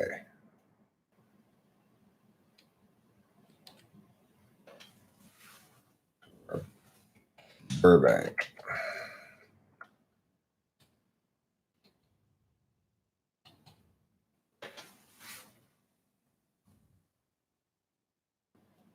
What's the date today? Thursday the 12th.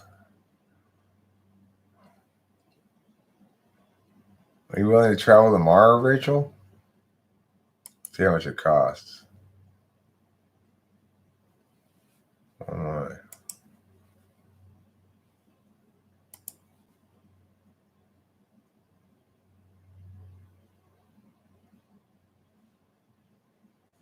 It's massively expensive. It's 300 and some bucks, 400 bucks. Let's see about.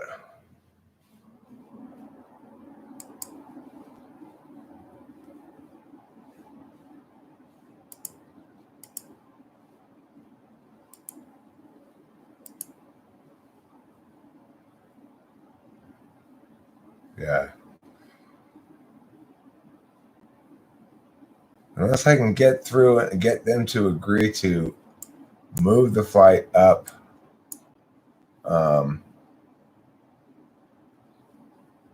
for free, then I'm not going to do that. I'm not going to buy another ticket for 400. So it would end up being 500 bucks all the fees and everything. And the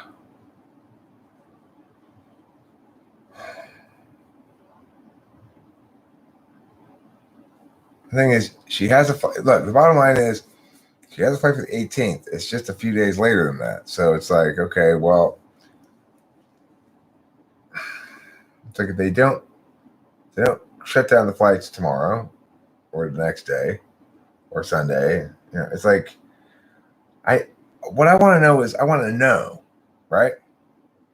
Because I need to know. It's like if they're gonna shut them down, then I'll leave now to get Rachel, and we'll make this shit happen. The road trip is gonna have to happen. If on the other hand, they're not gonna shut down the flight, then I want her to take the flight, because it's going to save us a lot of money. It'd be expensive for me to travel across the country and back. It'd definitely be expensive. It'd probably cost $1,500 minimum. That's assuming that we're being super cheap about everything. I mean, I don't want a refund on the current ticket because I want them to move it to a sooner date, or I want her to go on that flight. But right now I don't really have much confidence that that flight's going to actually go off when it's supposed to go off. I think that it's fairly likely they're going to cancel the domestic flights and before then. And then what am I going to do? Well, then I'm going to start to drive to Rachel then. But I want to, if that's going to happen, we have a plan to go to Vegas on, I don't know what the calendar is. I think it's the 23rd. So I don't know what to do. I don't want her to hunker down. She doesn't want to hunker down. We were ready to be together. And I think this may be the Slav's way of forcing me to take a road trip, you know? And the answer is basically no. That's why that's why we're having to get her out of there so fast, is because her brother arbitrarily kicking her out of the house because she smokes pot. Just for being a pothead, quote unquote. What country are you from, Liro Fajical?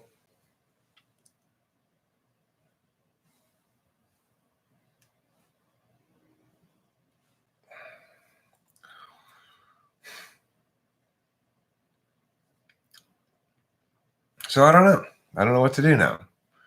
Road trip is the best solution. So you don't trust the flight, you lean towards the road trip. I don't trust flight, I'm leaning towards the road trip. But at the same time, I have to acknowledge, okay, this is one possible, she doesn't have a car. There's one possible thing that is going to happen. I get almost all the way out there, I get there on the 16th, we start driving back, it turns out flights went off fine on the 18th as expected, and there was no reason for any of this. And then, I mean, I guess then the reason for it is because it's desirable in and of itself, but I mean, it's going to be expensive, No rental car, fuck rental car. It's a bad idea. I don't want to do that. It's unnecessary expense, and also rental car companies are crooks and yada yada.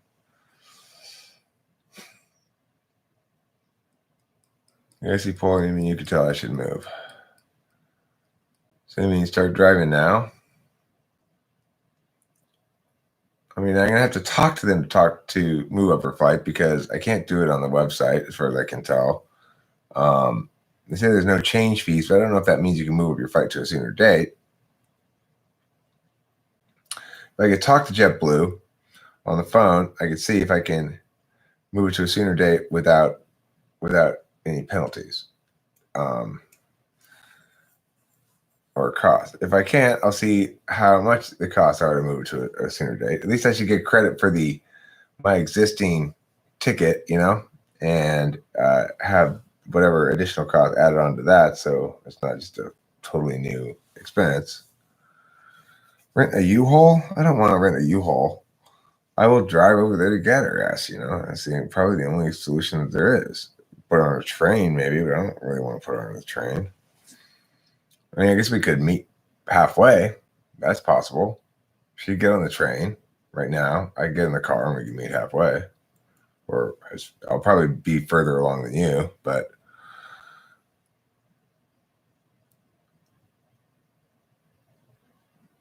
okay, so I just need to get them on the phone, But that's a possibility. I like that idea, Rachel. You don't care about riding on a train? That's fine if you're going to do that. Joey Jojo Shabadoo's here. Crazy. Hi, Joey Jojo Shabadoo. How you doing? Nice to see you. I'm kind of liking the we started both at either end of the country, and I get Rachel off the train wherever she is at that point. But train tickets might be a bit expensive right now too, Still, regardless, it'll probably save us money, even if it's like a couple $100. Let's see what happens if you leave on a train tomorrow from, let's see let's get a ticket to a destination halfway across or something so we don't spend, let's see, train tickets from New York to on the other side of Colorado.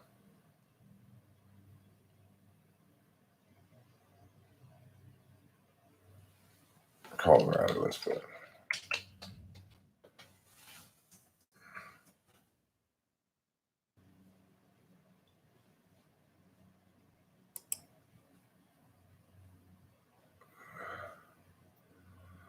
All right, so it's $250 from New York to Colorado.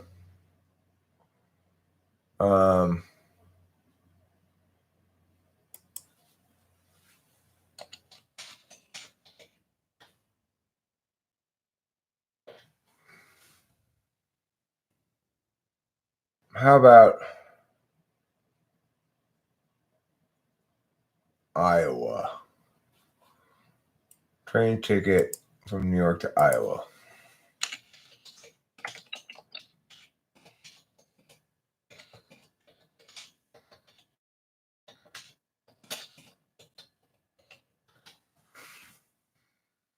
$139. Okay, so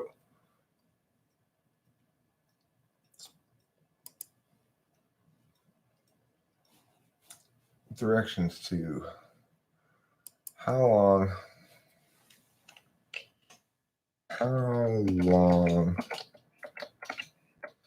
on the train to get from New York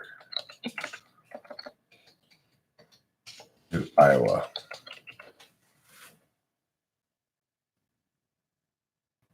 $32 hours. Well, we're going to need a lot less distance than that. We're looking at a 20-hour trip. How far does the train get from New York in 20 hours is the question then. Let's flip these directions again. All right, let's try Chicago. New York to Chicago.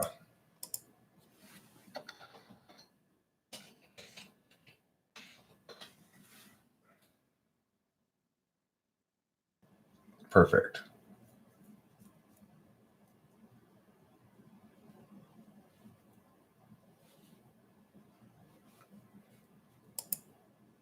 And my drive to Franklin Square directions take me just underneath Chicago. And 21 hours is halfway, which won't bring me to Chicago. But that's fine because I'll leave before you, so it won't matter. Let me see the how long to get to Chicago.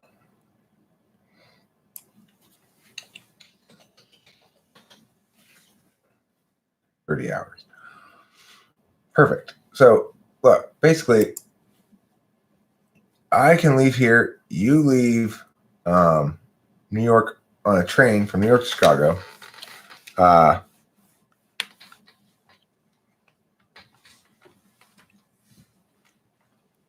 And then I meet you in Chicago.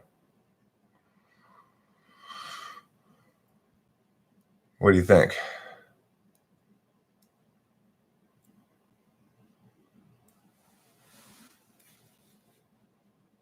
What does it say here? The U.S. on a federal level has barred travel to the most high-risk areas. Local governments are doing everything, and individual people are losing it.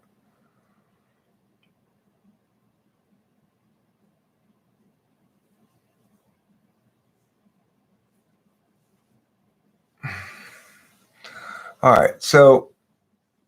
right, Rachel,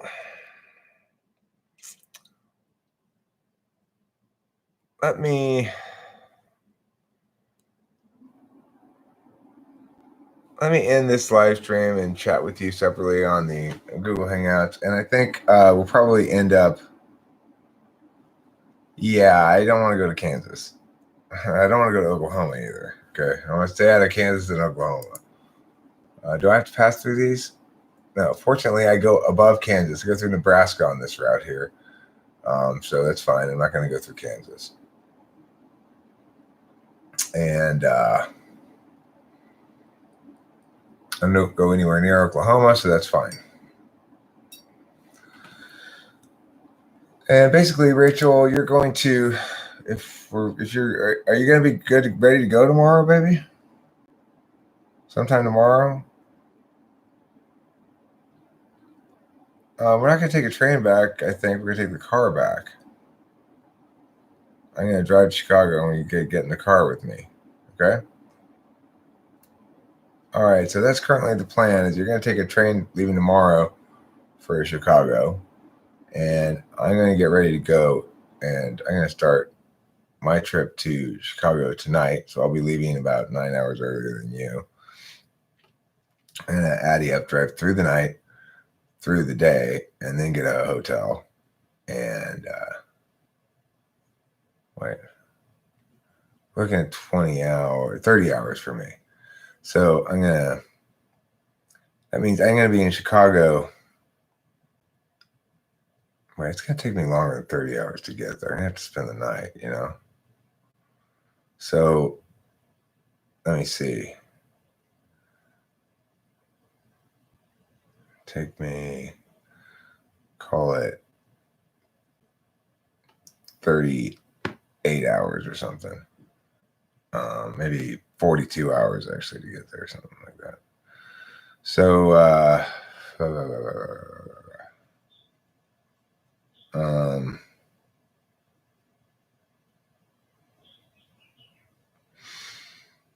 you should leave on Saturday, I guess. Saturday morning, the trains. Or, no, you know what? You should leave tomorrow, Rachel, and just get it, not to Chicago, though, but go to Des Moines. Let's do that. Des Moines is better. So we're going to meet in Des Moines.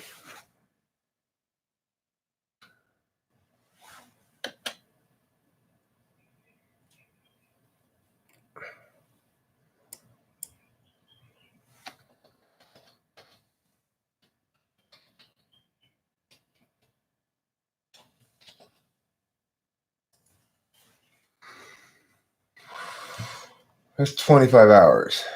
That's very manageable compared to 42. So your train ride to Des Moines will be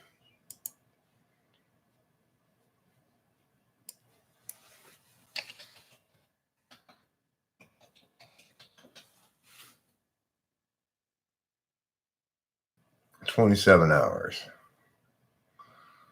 This will work out fine. Because I'll get there in time this way. If I leave tonight and you leave tomorrow, let's see. What time does the train leave for Des Moines?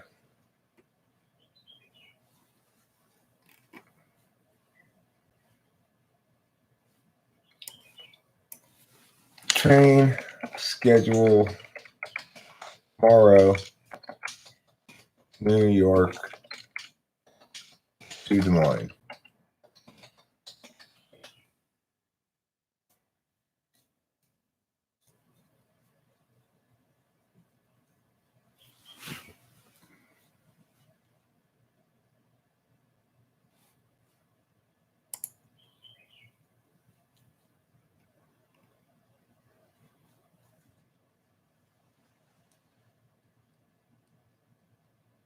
It leaves at 9:05 p.m. tomorrow.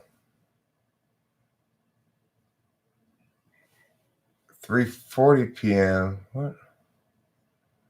From Penn Station. Why does they depart at 9:05 p.m.? Find routes.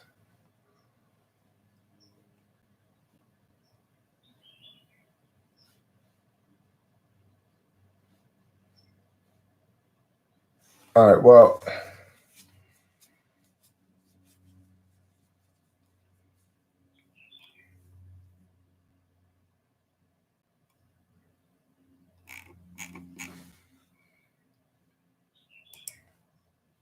I guess the bottom line here is, Rachel, book a ticket that leaves tomorrow sometime and gets you to Des Moines, okay? For wherever is closest to you. I mean, the thing is, you've got to